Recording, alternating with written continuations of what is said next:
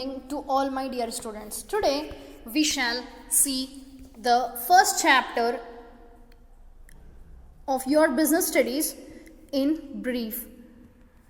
My dear students, today we shall try to understand what do you mean by nature and significance of management. Chapter number 1 of business studies. So, meaning and definition of management. What do you mean by management? Management is an art of getting things done with and through others.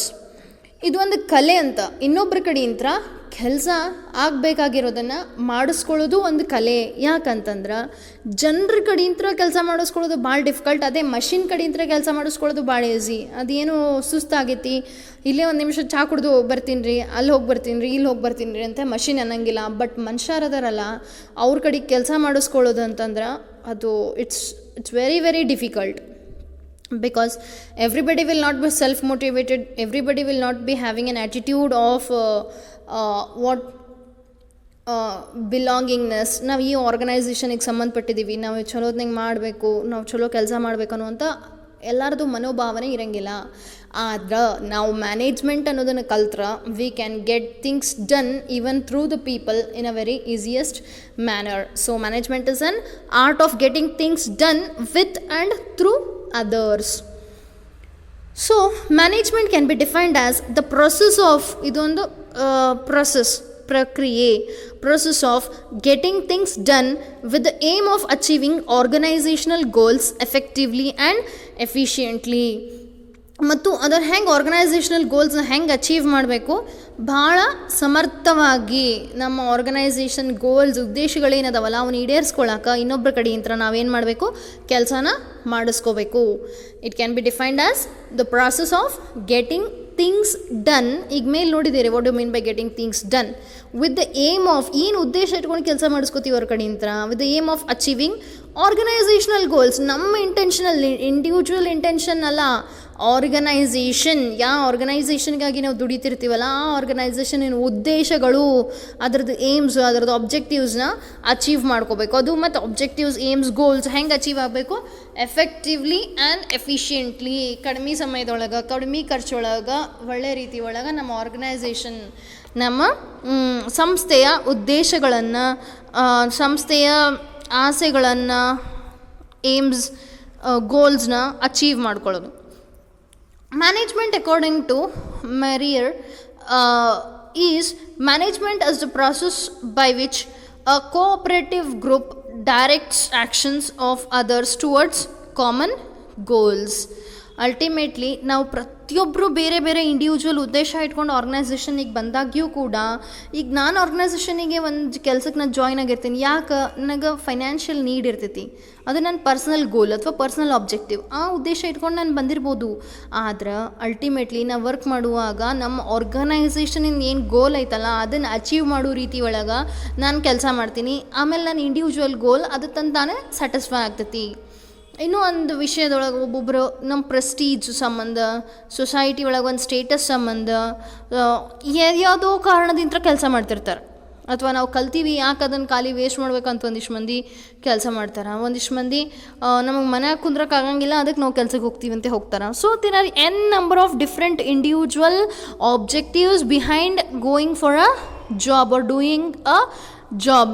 But ultimately in satisfying our individual objective we will or we have to at any condition satisfy the objective of the organization.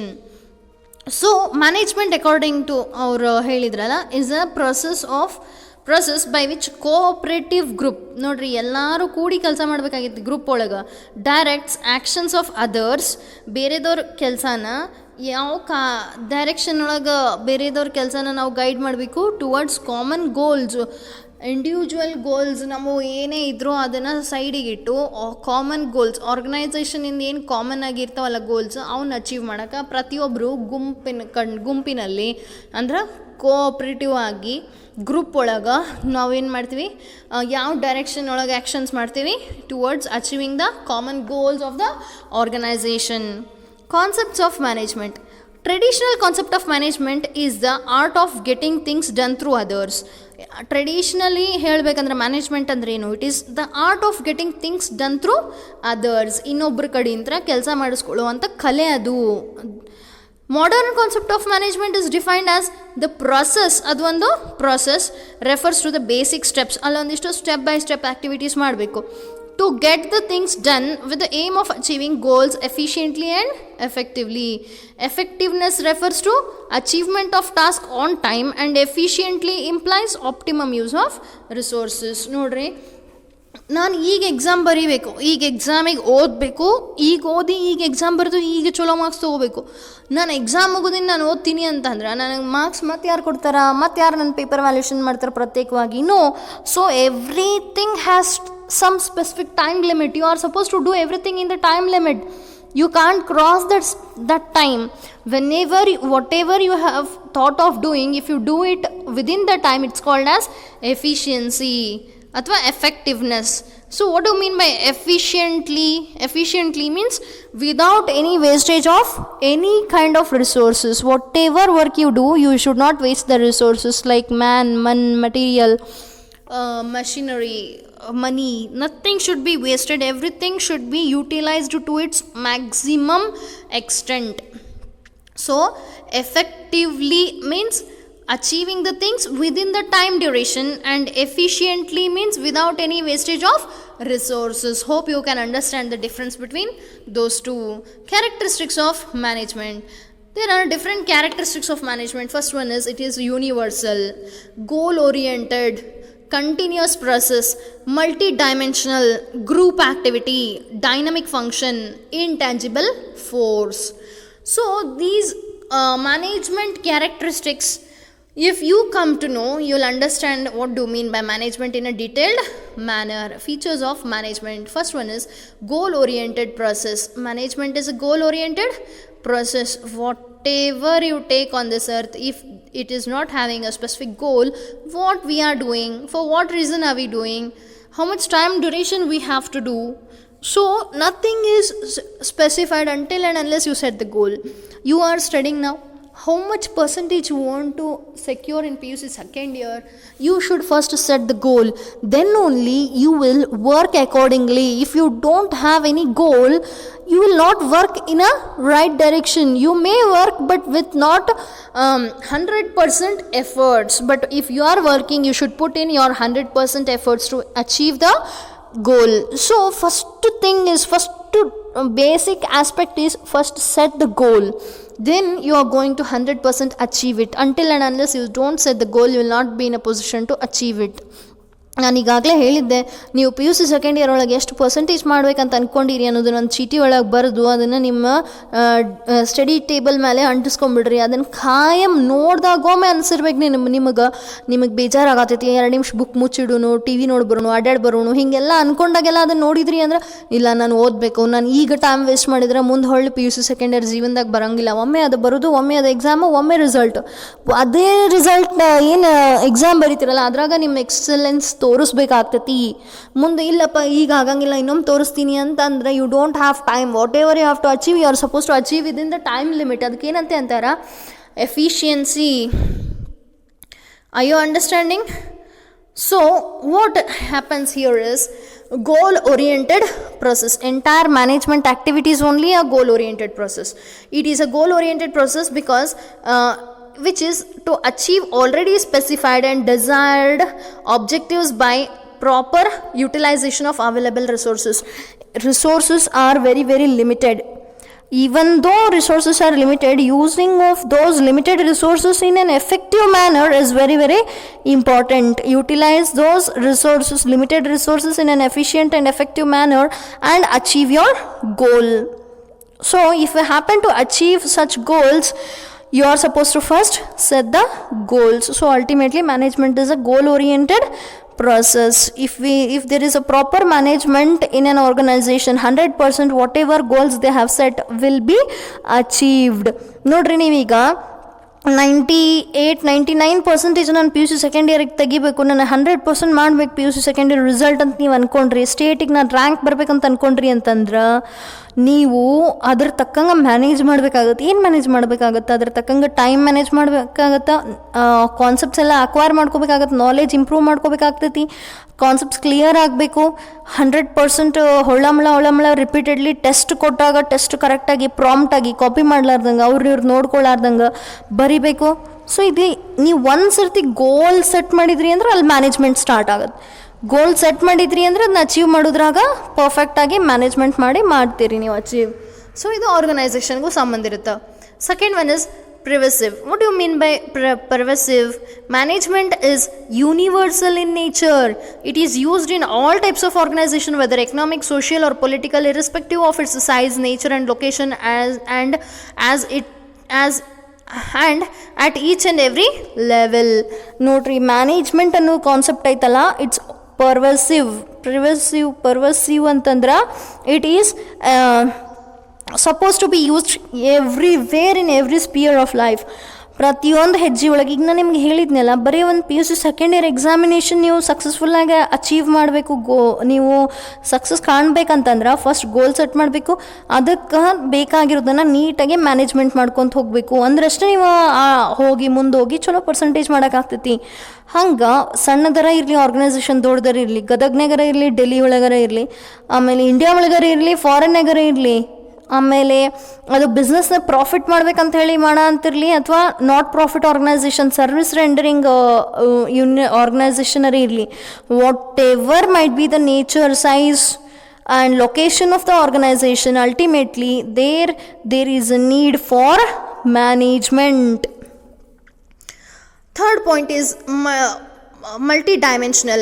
It is multidimensional as it involves management of work, management of people, management of operations. See, in management there are 3 things to be taken care of. It is multidimensional. It's not management ಅಂದ್ರೆ ಬರೀ human ಬೀಯಿಂಗ್ಸ್ನ manage ಮಾಡೋದಂತಲ್ಲ, management ಅಂದರೆ ಬರೀ ಮಷಿನ್ನ ಮಾಡೋದಂತಲ್ಲ, management ಅಂದ್ರೆ ಪ್ರತಿಯೊಂದು ಸಣ್ಣ ಕೆಲಸದಾಗೂ ಸರಿಯಾಗಿ ಅದನ್ನು ನಿಭಾಯಿಸೋದಕ್ಕೆ ಮ್ಯಾನೇಜ್ಮೆಂಟ್ ಅಂತ ಹೇಳ್ತಾರೆ. So management of work, management of people, management of operations ಅಂತ ಹೇಳಿ it is multi dimensional. And it is a continuous process. Why it is a continuous process? Management is not an ending process. It's a never ending process. It's an ever ongoing process. ಯಾವತ್ತೂ ಅದು stop ಆಗಂಗಿಲ್ಲ. ಯಾಕಂತಂದ್ರೆ ಒಂದು ಗೋಲ್ achieve ಮಾಡಿದ ಕೂಡಲೇ ಇನ್ನೊಂದು ಗೋಲ್ arise ಆಗ್ತೈತಿ, ಮತ್ತೊಂದು ಗೋಲ್ ಅಚೀವ್ ಮಾಡಿದ್ರೆ ಮತ್ತೊಂದು ಗೋಲ್ ಅರೈಸ್ ಆಗ್ತೈತಿ. So it is continuous. It consists of series of functions and its functions are being performed by all managers simultaneously. ಎಲ್ಲರೂ ಅದನ್ನು simultaneous ಆಗಿ ಆ series of functionsನ perform ಮಾಡಬೇಕು. The process of management continues till an organization exists for attaining its objectives. ಎಲ್ಲಿ ತನಕ ಒಂದು organisation ಜೀವಂತ ಇರ್ತೈತಿ, ಅದ್ರ ಕೊನೆ ಉಸಿರಿನ ತನಕನೂ, ಆರ್ಗನೈಸೇಷನ್ ಇರೋ ತನಕನೂ ಮ್ಯಾನೇಜ್ಮೆಂಟ್ ಅನ್ನೋದು ಬೇಕೇ ಬೇಕು. It is a series of functions. ಭಾಳಷ್ಟು ಆ್ಯಕ್ಟಿವಿಟೀಸ್ ಇರ್ತಾವೆ. Planning, organising, controlling, coordinating, directing, staffing, ಇವೆಲ್ಲ step by step activities compulsorily rotation wise ಮಾಡ್ಕೊತನೇ ಹೋಗ್ಬೇಕು. ಆರ್ಗನೈಸೇಷನ್ ಎಲ್ಲಿ ತನಕ ಇರ್ತೈತೆ ಅಲ್ಲಿ ತನಕ ಮ್ಯಾನೇಜ್ಮೆಂಟ್ ಬೇಕು. So it is a continuous process. And next is group activity. ಏನೇ ಮಾಡಿದರೂ ಆರ್ಗನೈಸೇಷನ್ ಒಳಗೆ ಇಂಡಿವಿಜುವಲ್ ಆಗಿ ನಾವೇನು ಮಾಡೋಕ್ಕಾಗಂಗಿಲ್ಲ, ಕಲೆಕ್ಟಿವ್ ಆಗಿ ನಾವೇನೇ ಕೆಲಸ ಮಾಡಿದರೂ ಅದು ಸಾಧನೆ ಆಗುತ್ತೆ. So group activity means it is a group activity since it involves managing and coordinating activities of different people as a team to attain the desired objectives of the organization. ಆರ್ಗನೈಸೇಷನಿಂದ objectives ಏನಿದಾವಲ್ಲ ಅದನ್ನು achieve ಮಾಡೋಕೆ ಒಬ್ಬರು ಇಬ್ಬರಲಿಂದ ಆಗಂಗಿಲ್ಲ, ಅದು ಭಾಳಷ್ಟು ಜನರಿಂದ ಸಮೂಹ. ಸೊ ಅವರೆಲ್ಲರೂ ಗುಂಪಾಗಿ ಒಂದೇ ಉದ್ದೇಶ ಇಟ್ಕೊಂಡು ಆರ್ಗನೈಸೇಷನಿಂದು ಏನು ಆಬ್ಜೆಕ್ಟಿವ್ಸ್ ಇರ್ತಾವಲ್ಲ, ಏನು ಗೋಲ್ಸ್ ಇರ್ತಾವಲ್ಲ, ಅದನ್ನು ಅಚೀವ್ ಮಾಡೋ ಡೈರೆಕ್ಷನ್ ಒಳಗೆ ಎಲ್ಲರದ್ದು 100% ಈಕ್ವಲ್ ಕಾಂಟ್ರಿಬ್ಯೂಷನ್ ಇದ್ರಷ್ಟೇ ಅವ್ರದ್ದು ಆರ್ಗನೈಸೇಷನಿನ ಗೋಲ್ ಅಚೀವ್ ಆಗ್ತೈತಿ, ಇಲ್ಲಾಂದ್ರೆ ಆಗಂಗಿಲ್ಲ. So it is group activity. 6th point is dynamic function. It is a dynamic function since it has to adapt according to the need. ಹೆಂಗೆ ನೀಡ್ ಬರ್ತೈತಿ ಹಂಗೆ ಮ್ಯಾನೇಜ್ಮೆಂಟ್ ಫಂಕ್ಷನ್ನ ಅಡಾಪ್ಟ್ ಮಾಡ್ಕೊತ ಹೋಗ್ಬೇಕು, ಮ್ಯಾನೇಜ್ಮೆಂಟ್ನ ಅಲ್ಲಿ ಚೇಂಜ್ ಮಾಡ್ಕೊತ ಹೋಗ್ಬೇಕು. ಅದ್ರದ್ದು ನೀಡ್ನ ಅದ್ರದ್ದು organisation management in the necessity depend ಆಗ್ತೈತಿ. So it's a dynamic function since it has to adapt according to the need, time and situation of the changing business environment. Business environment is ever changing. Every now and then there will be different new policies, plans, programs implemented by the government which might be positively affecting or negatively affecting the organization, but still the management should not fear. Management should continuously keep performing its activities in the changing environment, but still considering all the challenges it should try to achieve its objectives. ಈಗ ನೀವೇ ನೋಡಿದ್ರಿ, ಇಂಥದ್ದು ಯಾವತ್ತಾದರೂ ಜೀವನದಲ್ಲಿ ಊಹಿಸ್ಕೊಂಡಿದ್ರಿ ಯಾರಾದರೂ? ಒಂದು ವರ್ಷ ಆಗಲೇ 6 ತಿಂಗಳ ಮುಗೀತೀಗ, ನಾವು ಕಾಲೇಜ್ಗೆ ಹೋಗ್ಲಾರ್ದ ಮನೇಲಿ ಕುತ್ಕೊಂಡು ಓದುವಂಥ ಪರಿಸ್ಥಿತಿ ಬರ್ತೈತಿ ಅಂತೇಳಿ ಅಂದ್ಕೊಂಡಿದ್ರಿ? ಇಲ್ಲ. ಆಮೇಲೆ ಎಷ್ಟೊಂದು ಜನ ಕೆಲಸ ಕಳ್ಕೊಂಡ್ರು. ಅವ್ರು ಮನ್ಸ್ನಾಗಾದರೂ ನೆನೆಸ್ಕೊಂಡಿದ್ರ ನಮ್ಮ ಕೆಲಸ ಹೋಗ್ತೈತಿ ಅಂತ ಹೇಳಿ? ಅವ್ರು ಚೈನಾದವ್ರು ಏನೋ ಮಾಡೋಕ್ಕೆ ಹೋಗಿ ಅವ್ರು ಏನೋ ವೈರಸ್ ಕಂಡಿಡ್ದು ಆ ವೈರಸ್ ಇಡೀ ಜಗತ್ತಿಗೆ ಸ್ಪ್ರೆಡ್ ಮಾಡಿ ಎಲ್ಲರ ಜೀವನನೂ ಬರ್ಬಾದ್ ಮಾಡಿಟ್ರು ಅವ್ರು. ಸೊ ಇದು ಒಂದು ಸಣ್ಣ ಎಕ್ಸಾಂಪಲ್. ಇದು ಇಂಥವು ನ್ಯಾಚುರಲ್ ಕಲಾಮಿಟಿಲಿಂತ್ರ ಅಥವಾ ಮ್ಯಾನ್ ಮೇಡ್ ಪ್ರಾಬ್ಲಮ್ಸ್ಲಿಂತ್ರ ಭಾಳಷ್ಟು ಬಿಸ್ನೆಸ್ ಎನ್ವಿರಾನ್ಮೆಂಟ್ ಒಳಗೆ ಚೇಂಜಸ್ ಆಗ್ತಿರ್ತಾವು. In spite of N number of changes, management should be such a dynamic management that whatever change might come by its way it's going to achieve success ಅಂತೇಳಿ ಅವರು determined ಆಗಿದ್ರು ಅಂತಂದ್ರೆ they can achieve it. So dynamic function, it is a dynamic function since it has to adapt according to the need, time and situation of the changing business environment. For example, McDonald's made major changes in its menu to serve in the Indian market, to survive in the Indian market. You see, food culture, food habit, tradition, it differs from geographical area, one geographical area to the another. In such a situation, entirely a company of different nation, if it happened to find its existence and survival in Indian market, it has to obviously make some changes according to the taste, preference, likings of the Indian customers. It can't say that what it serves in foreign country will serve in India also. No, it has to make some modification changes in Indian market, then only it can survive. This is only called as dynamic function. Intangible force. Intangible force. It is intangible force as it can't be seen, but its effects can be felt in the form of results like whether the objectives are met and whether people are motivated or not, and there is orderliness or coordination in the work environment. So it's an intangible force. Why intangible? Because you can't touch, you can't see, but you just can feel the presence of management in an organization. If everything is going on according to the predetermined standards, obviously there is a unforeseen hand behind it which is making the things get done in the right time as per the needs and requirements of the organization. So ultimately it's an intangible force which is invisible, but still its effect, its very existence is felt. It can't be seen. ಎಲ್ಲ ಸರಿತ್ನಂಗೆ ನಡೆದೈತಿ ಅಂತಂದರೆ ಭಾಳ standard management ಐತಿ ಅಲ್ಲೇ, ಅದು ಅದನ್ನು ನಿಭಾಯಿಸೋ ಅಂತೈತಿ ಅಂತ ತಿಳ್ಕೋಬೇಕು. Objectives of management. So far we have understood the features of management. First one is goal oriented process, pervasive, multidimensional, continuous, group activity, dynamic function, intangible force. Objectives of management. What might be the objectives of management? Organizational objective, social objective, personal objective. All the objectives of the management are divided into 3 types of objectives. Objectives of management. First one is organizational objective. Under organizational objective, again there are survival, profit and growth. This is 100% 2 marks question which is going to arise in the examination. What are the organizational objectives of an organization? Survival. ಒಂದು ಸತಿ ಅದು organisation setup ಮಾಡ್ತು ಅಂತಂದ್ರೆ ಅದು ಬದುಕಬೇಕು, ಹೊಳ್ಳಿ ಮುಚ್ಚಿ ಮತ್ತು ಬೇರೆದು ಹುಡ್ಕೊಳು, ಮತ್ತು ಬೇರೆ ನೌಕರಿ ಹುಡ್ಕೊಳು ಅಲ್ಲ. ಒಂದು ಸತಿ ಒಂದು ಆರ್ಗನೈಸೇಷನ್ ಕ್ರಿಯೇಟ್ ಆಗೈತಿ, ಒಂದು ಸತಿ ಒಂದು ಆರ್ಗನೈಸೇಷನ್ ಸೆಟಪ್ ಆಗೈತಿ ಅಂತಂದ್ರೆ it should never ever lose its existence in the market. So it should survive.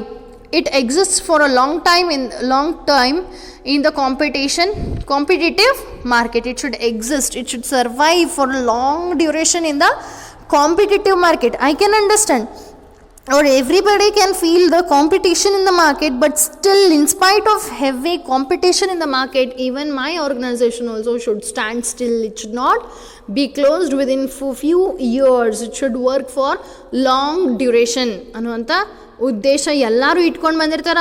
Business ಯಾರು ನಾಳೆ ನಾ ಮುಚ್ತೀನಿ ಅಂತ ಸ್ಟಾರ್ಟ್ ಮಾಡ್ತಾರ? Impossible. Second one is profit. What do you mean by profit? It provides a vital incentive for the continued successful operations. If my organization should achieve success, what I happen to gain is profit ಆದ್ರೆ ಅಷ್ಟೇ ನಮ್ದು organisation ಏನಾಗ್ತೈತಿ successful ಆಗಿ run ಆಗತೈತಿ ಅಂತಂದಂಗೆ. Loss ಕುಂತಿದ್ರೆ we are somewhere not following proper managemental activities functions. ನಾವು ಸರಿತ್ನಂಗೆ ಮ್ಯಾನೇಜ್ಮೆಂಟ್ ಮಾಡಲಿಲ್ಲ ಅಂತಂದ್ರೆ ಲಾಸ್ ಆಗ್ತೈತಿ. ನಾವು ಸರಿತ್ನಂಗೆ ಮ್ಯಾನೇಜ್ಮೆಂಟ್ ಮಾಡತ್ತಿದ್ವಿ ಅಂತಂದ್ರೆ ಪ್ರಾಫಿಟ್ ಆಗ್ತೈತಿ. ಅಲ್ಟಿಮೇಟ್ಲಿ ಪ್ರಾಫಿಟ್ ಆಗೋದು ಭಾಳ ಇಂಪಾರ್ಟೆಂಟು. ಪ್ರಾಫಿಟ್ ಆದ್ರಷ್ಟು ಆರ್ಗನೈಸೇಷನ್ ಸರ್ವೈವ್ ಆಗಕ್ಕೆ ಸಾಧ್ಯ ಐತಿ ಲಾಂಗ್ ರನ್ ಒಳಗೆ. ಸೊ ಪ್ರಾಫಿಟ್ ಮಾಡ್ಬೇಕನ್ನೋ ಉದ್ದೇಶ ಇಟ್ಕೊಂಡೇ ಆರ್ಗನೈಸೇಷನ್ ಸ್ಟಾರ್ಟ್ ಮಾಡ್ತಾರ. This is organisational objective. And ultimately you have survived, you are earning profit and growth. Once you have achieved the basic two aspects which we have discussed above, your next objective should be to grow, diversify. So growth, success of an organization is measured by growth and expansion of the activities. ನೀವು ಹೆಂಗೆ ಬೆಳಿತೀರಿ, ನೀವು ಹೆಂಗೆ expand ಆಗ್ತೀರಿ. ನೀವು ಗದಗ್ನಾಗ ಒಂದು branch ಮಾಡಿದ್ರ, if you are successfully running the organisation, you will be even intending or will be even having capacity to establish one more branch in Hubli. ಹಾಗೆ ಇನ್ನೂ ಎಕ್ಸ್ಪಾಂಡ್ ಮಾಡ್ಕೊತ ಹೋಗಬೇಕು, ಡೈವರ್ಸಿಫೈನೂ ಮಾಡ್ಕೊತ ಹೋಗ್ಬೋದು. Suppose you have earned excellency or proficiency in manufacturing two-wheelers, now you can be trying for four-wheeler automobile industry also. Four-wheeler manufacturing ಮಾಡೋಣ ಅಂತ ಹೇಳಿ ನಿಮ್ದು ಇಂಟ್ರೆಸ್ಟ್ ಬರ್ತೈತಿ. So ultimate objective of organization is to grow also, survive, earn profit and grow. So social objectives. What are social objectives of an organization? It involves creation of benefit for society. ಸೊಸೈಟಿಗೆ ಎಲ್ಲ ರೀತಿ ಒಳಗೆ ಒಳ್ಳೆಯದಾಗಬೇಕು. ಅವ್ರಿಗೆ ಸೊಸೈಟಿಗೆ ನಾನು ಒಂದು organisation ನಾನು ಈ ಸಮಾಜದೊಳಗೆ ಎಸ್ಟಾಬ್ಲಿಷ್ ಮಾಡೀನಿ ಅಂತಂದ್ರೆ ನಾನು ಸಮಾಜದಿಂದ ಇಲ್ಲಿ ಸಿಗುವಂಥ ಎಲ್ಲ ರಿಸೋರ್ಸಸ್ನು ಯುಟಿಲೈಸ್ ಮಾಡಿಕೊಂಡು I will be producing the goods and I'll cell the goods in the market, I earn the profit. So in spite of me earning profit only because of this society, if I try to cheat the society, if I try to deceive the society, it's very very wrong attitude. So ನಾನು ಯಾವಾಗಿದ್ರೂ ಈ ಸಮಾಜದಿಂದ ನಾನು ಬೆಳೆದೀನಿ ಅಂತಂದರೆ ಈ ಸಮಾಜಕ್ಕೆ ನನ್ನಿಂದ ಯಾವತ್ತೂ ಯಾವ ರೀತಿ ಒಳಗೂ ಏನೂ ಹಾನಿ ಆಗಬಾರ್ದು ಅನ್ನುವಂಥ ಉದ್ದೇಶ ಇಟ್ಕೋಬೇಕು. It should not create noise pollution, sound pollution or air pollution or any sort of adulteration in the product, low quality product or harmful product to the customers. No, it should not do any of these aspects. This is social objectives. Personal objectives. What are personal objectives? Objectives of employees like good salary, promotion, social recognition, health, working condition. So ಪ್ರತಿಯೊಬ್ಬ ಇಂಡಿವಿಜುವಲ್ನ ಎಲ್ಲರನ್ನೂ ಹಿಡಿದು ಅದೇನಾಗಿರ್ತೈತಿ, organisation ಆಗಿರ್ತೈತಿ. So every individual might be having his own objective like trying to get good salary, promotion, social recognition, ನಮ್ಮ social recognition in the society, healthy working conditions in the organisation. These are the personal objectives of every employees or the organisation for that matter. So objectives of management are divided into two broad categories, that is organizational objective, social objective and personal objective. Importance of management. What do you mean by importance of management? Management helps in achieving group goals. Group goals. Management increases efficiency.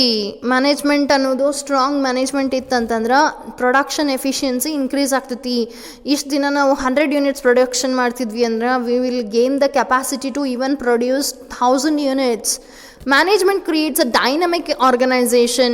Management creates a dynamic and organization means whatever the change might come in front of me, I will be ever prepared to face the changes and challenges in the society, and I am going to go ahead with the changes.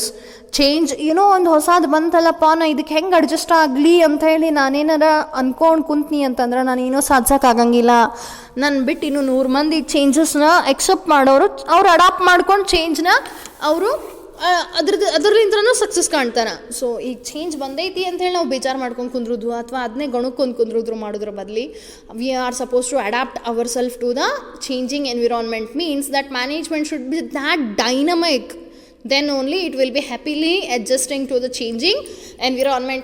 See, sudden change, what has happened is we are henceforth not in a position to conduct classes offline. So we are supposed to conduct classes online. So your support is also equally important for us in running the online classes. Hope you understand. ಅಯ್ಯೋ ನಾನು ಹೆಂಗೆ internet connection, ನಾ ಹೆಂಗೆ zoom app use ಮಾಡಲಿ, ನನಗೆ ಅದು ಬರೋಂಗಿಲ್ಲ, ನನಗೆ ಇದು ಬರೋಂಗಿಲ್ಲ, ನಮ್ಮ ಕಾಲೇಜಿನಾಗ ಅದು ಇಲ್ಲ ಇದು ಇಲ್ಲ ಅನ್ಕೊಂತೀನಿ ಅಂದ್ರೆ ಬೇರೆ ಕಾಲೇಜಸ್ನವ್ರು ಎಲ್ಲರೂ ಸಿಲೆಬಸ್ ಮಾಡ್ಕೊಂತ ಹೋಗ್ತಾರೆ. ನಮ್ಮ ಕಾಲೇಜ್ ಹಿಂದೆ ಉಳಿತೈತಿ. ಅವ್ರ ಕಾಲೇಜಿನ ಸ್ಟೂಡೆಂಟ್ಸ್ ರ್ಯಾಂಕ್ ಬರ್ತಾರೆ, ನಮ್ಮ ಕಾಲೇಜಿನ students they will be deprived of education, proper education. ಮತ್ತು ನಮ್ಮ ಕಾಲೇಜಿನ ರಿಸಲ್ಟ್ ಕಮ್ಮಿ ಆಗ್ತೈತಿ. No, always you should be first in the competition. Always you should be having competitive spirit. Always you should wait for the changes. ಬರಲಿ, ಎಂಥ ಬದಲಾವಣೆ ಬರ್ತೈತಿ ಬರಲಿ, ನಾ ಎಂಥ ಬದಲಾವಣೆ ಬಂದರೂ ಕೂಡ ಅದಕ್ಕೆ ನಾನು ನನ್ನನ್ನು ಒಗ್ಗಿಸ್ಕೊತೀನಿ.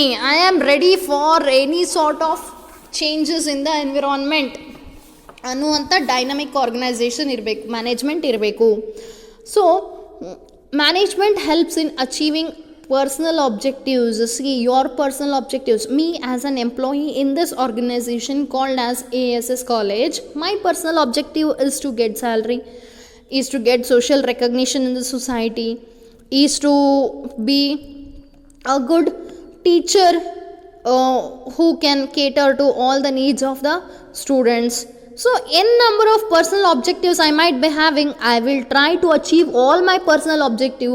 In achieving my personal objective, my management should be my supportive system. Can you understand? Management helps in development of society. See, in various ways the organization helps even in the development of the society. See, always we should not think of our organization, our profit, our employees. No.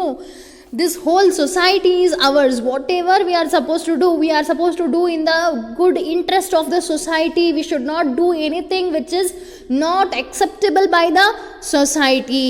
Many organizations will conduct some sports events, exhibitions, some free tutorials, and some charity work. So in one or the other ways they will do something good to the society. For example, Infosys, Sudha Murthy under Infosys Foundation, she is doing n number of philanthropic work. So it's not that they are supposed to be very very self-centric. They are supposed to even think of the society. So management helps in achieving group goals antandre, in achieving all the personal objectives or individual goals. In return they will achieve the organizational goals in group.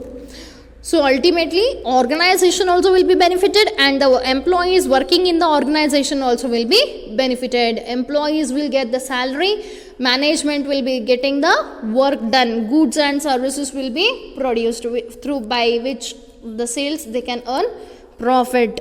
So both will be helped by each other's work.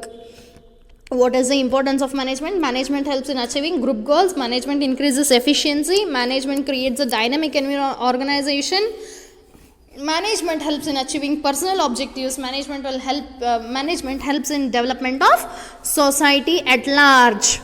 Levels of management. There are different levels of management. Basically they are classified into top level, a middle level and lower level, or it is even called as supervisory level.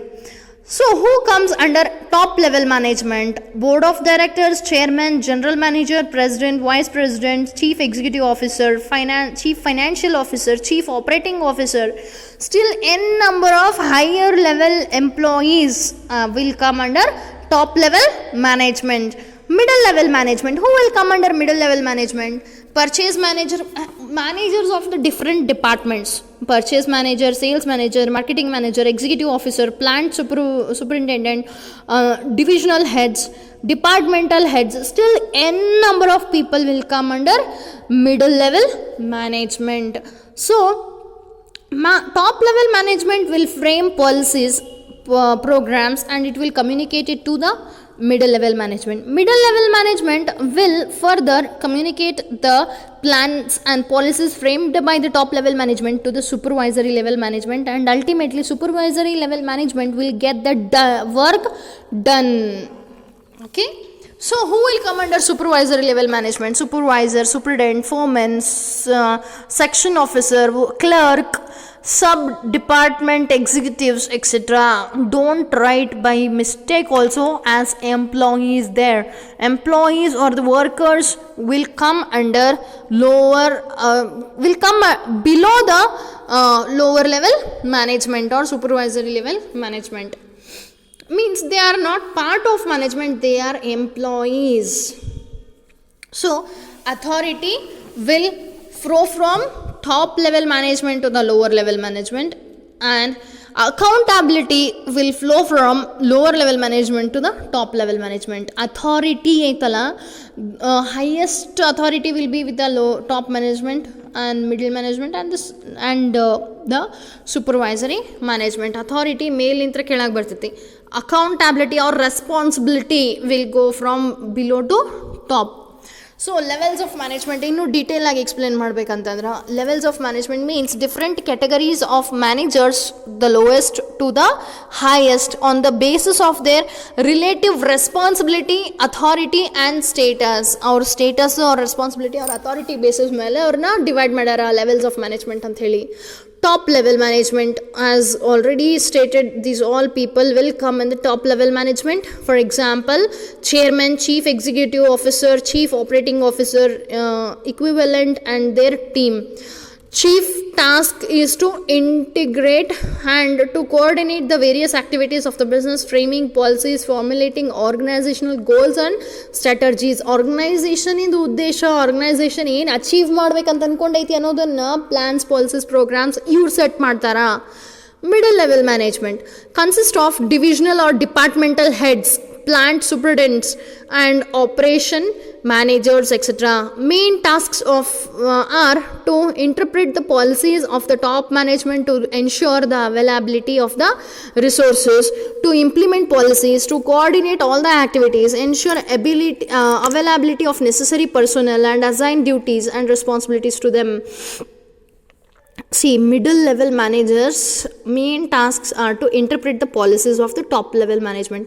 Top level ಮ್ಯಾನೇಜ್ಮೆಂಟ್ನವ್ರು ಏನೇನು policies frame ಮಾಡ್ಯಾರಲ್ಲ ಅದನ್ನು first understand ಮಾಡ್ಕೋಬೇಕು ಅವರು, and ensure the availability of the resources to implement policies. ನಮ್ಮ ಆರ್ಗನೈಸೇಷನ್ನಾಗ ಅವ್ರು set ಮಾಡಿರುವಂಥ ಪಾಲಿಸೀಸ್ನ ಅಚೀವ್ ಮಾಡೋಕೆ ಬೇಕಾಗಿರುವಂಥ ರಿಸೋರ್ಸಸ್ ಸಫಿಷಿಯೆಂಟಾಗಿ ಆಯ್ತಾ ಇಲ್ಲ ಅಂತಂದರೆ ಅದನ್ನು ಹೆಂಗೆ ಪ್ರೊಕ್ಯೂರ್ ಮಾಡ್ಕೋಬೇಕು, ಅದನ್ನು ಹೆಂಗೆ ಅಚೀವ್ ಮಾಡಬೇಕು, ಎಷ್ಟು ಟೈಮ್ ಡ್ಯೂರೇಷನ್ ಅವ್ರು ಕೊಟ್ಟಾರ ಅದನ್ನೆಲ್ಲ ತಿಳ್ಕೊಂಡು ಅವ್ರು ಏನು ಅಂದ್ಕೊಂಡಾರಲ್ಲ, ಏನು ಸಾಧಿಸ್ಬೇಕಂತ ಅಂದ್ಕೊಂಡಾರಲ್ಲ ಅದನ್ನು ಇವ್ರ ಕಾರ್ಯರೂಪಕ್ಕೆ ತೊಗೊಂಬರ್ಬೇಕು. To coordinate all the activities, ಎಲ್ಲ ಕೆಲಸನೂ ಸರಿ ರೀತಿ ಒಳಗೆ ನಡೆಯೋ ರೀತಿ ಒಳಗೆ ಕೋಆರ್ಡಿನೇಷನ್ ಮಾಡಬೇಕು. Ensure availability of necessary personnel means human resource. ಈಗ ಕೆಲಸ ಹೇಳ್ಯಾರಲ್ಲ ಅದ್ರ ತಕ್ಕಂಗೆ ಅಷ್ಟೊಂದು ಜನ ಬೇಕು ಆ ಕೆಲಸ ನಿಭಾಯಿಸಾಕ ಅಷ್ಟು ಮಂದಿ ಅದಾರ. And assigning duties and responsibilities to them. ಅವರಿಗೆ ಇಟ್ಕೊಡ್ವಿ ಕೆಲಸಕ್ಕೆ ಅಂತಂದ್ರೆ ಅವ್ರ ಕೆಲಸ ಏನು, ಅವ್ರ ಜವಾಬ್ದಾರಿ ಏನು ಅನ್ನೋದನ್ನು ಅವರಿಗೆ ಹೇಳಿಕೊಡುವುದು. This is the task of middle level managers. Lower level or supervisory level, it consists of foremen and supervisors etc. Main task is to ensure actual implementation of the policies as per directions, bring workers grievances before the management and maintain discipline among the workers. What lower level management or supervisory level management does is, it consists of foremen and supervisors. Its main task is to ensure actual implementation of the process. Nodri ಮೇಲ್ನವ್ರು ಏನು ನೋಡ್ಕೊಂಡ್ರು, middle level management ಅವರು, whether all the resources are available or not, men, material, machinery ಎಲ್ಲ sufficient ಆಯಿತೋ ಇಲ್ಲೋ, ನಾವು top level ಮ್ಯಾನೇಜ್ಮೆಂಟ್ನವ್ರು frame ಮಾಡಿರುವಂಥ program ಪಾಲಿಸೀಸ್ನ implement ಮಾಡೋಕೆ. ಆವಾಗ ಅವ್ರು ನೋಡಿಕೊಂಡ್ರು ಇವ್ರು ಏನು ಮಾಡಬೇಕು, ಅದನ್ನೆಲ್ಲ ಕೊಟ್ಟಿಂದ ಅದನ್ನು ಕಾರ್ಯರೂಪಕ್ಕೆ ಆ್ಯಕ್ಚುಲಿ ತರಿಸ್ಬೇಕು. They are suppose to see actual implementation of the policies as per directions. Bring workers grievances, ವರ್ಕರ್ಸಿಂದ ಏನಾರ ಪ್ರಾಬ್ಲಮ್ಸ್, ಗ್ರೇವಿಯನ್ಸಸ್ ಮೀನ್ಸ್ ಪ್ರಾಬ್ಲಮ್ಸ್. ಎಲ್ಲ ಆರ್ಗನೈಸೇಷನ್ನಾಗೂ ಒಂದು ಡಿಪಾರ್ಟ್ಮೆಂಟ್ ಇರ್ತೈತಿ, ಗ್ರೇವಿಯನ್ಸಸ್ ರಿಡ್ರೆಸಲ್ ಸೆಲ್ ಅಂತ ಹೇಳಿ. ಅಂದ್ರೆ ಅವ್ರು ಏನು ಪ್ರಾಬ್ಲಮ್ಸ್ ಇದಾವಲ್ಲ ಅಲ್ಲಿ ಸಾಲ್ವ್ ಮಾಡ್ತಾರೆ. ಇವರು lower level management will be in connection with the workers and the middle level management. It should communicate the workers problems to the middle level management and maintain discipline among the workers. ಎಲ್ಲ workers ಸರಿಯಾಗಿ ಏನು ಜಗಳ ಇಲ್ಲಾರ್ದ, problem ಇಲ್ಲಾರ್ದ ಕೆಲಸ ಮಾಡೋ ಅಂತಾರಿಲ್ಲ ಅನ್ನೋದನ್ನು ensure ಮಾಡ್ಕೊತಾರೆ ಅವರು.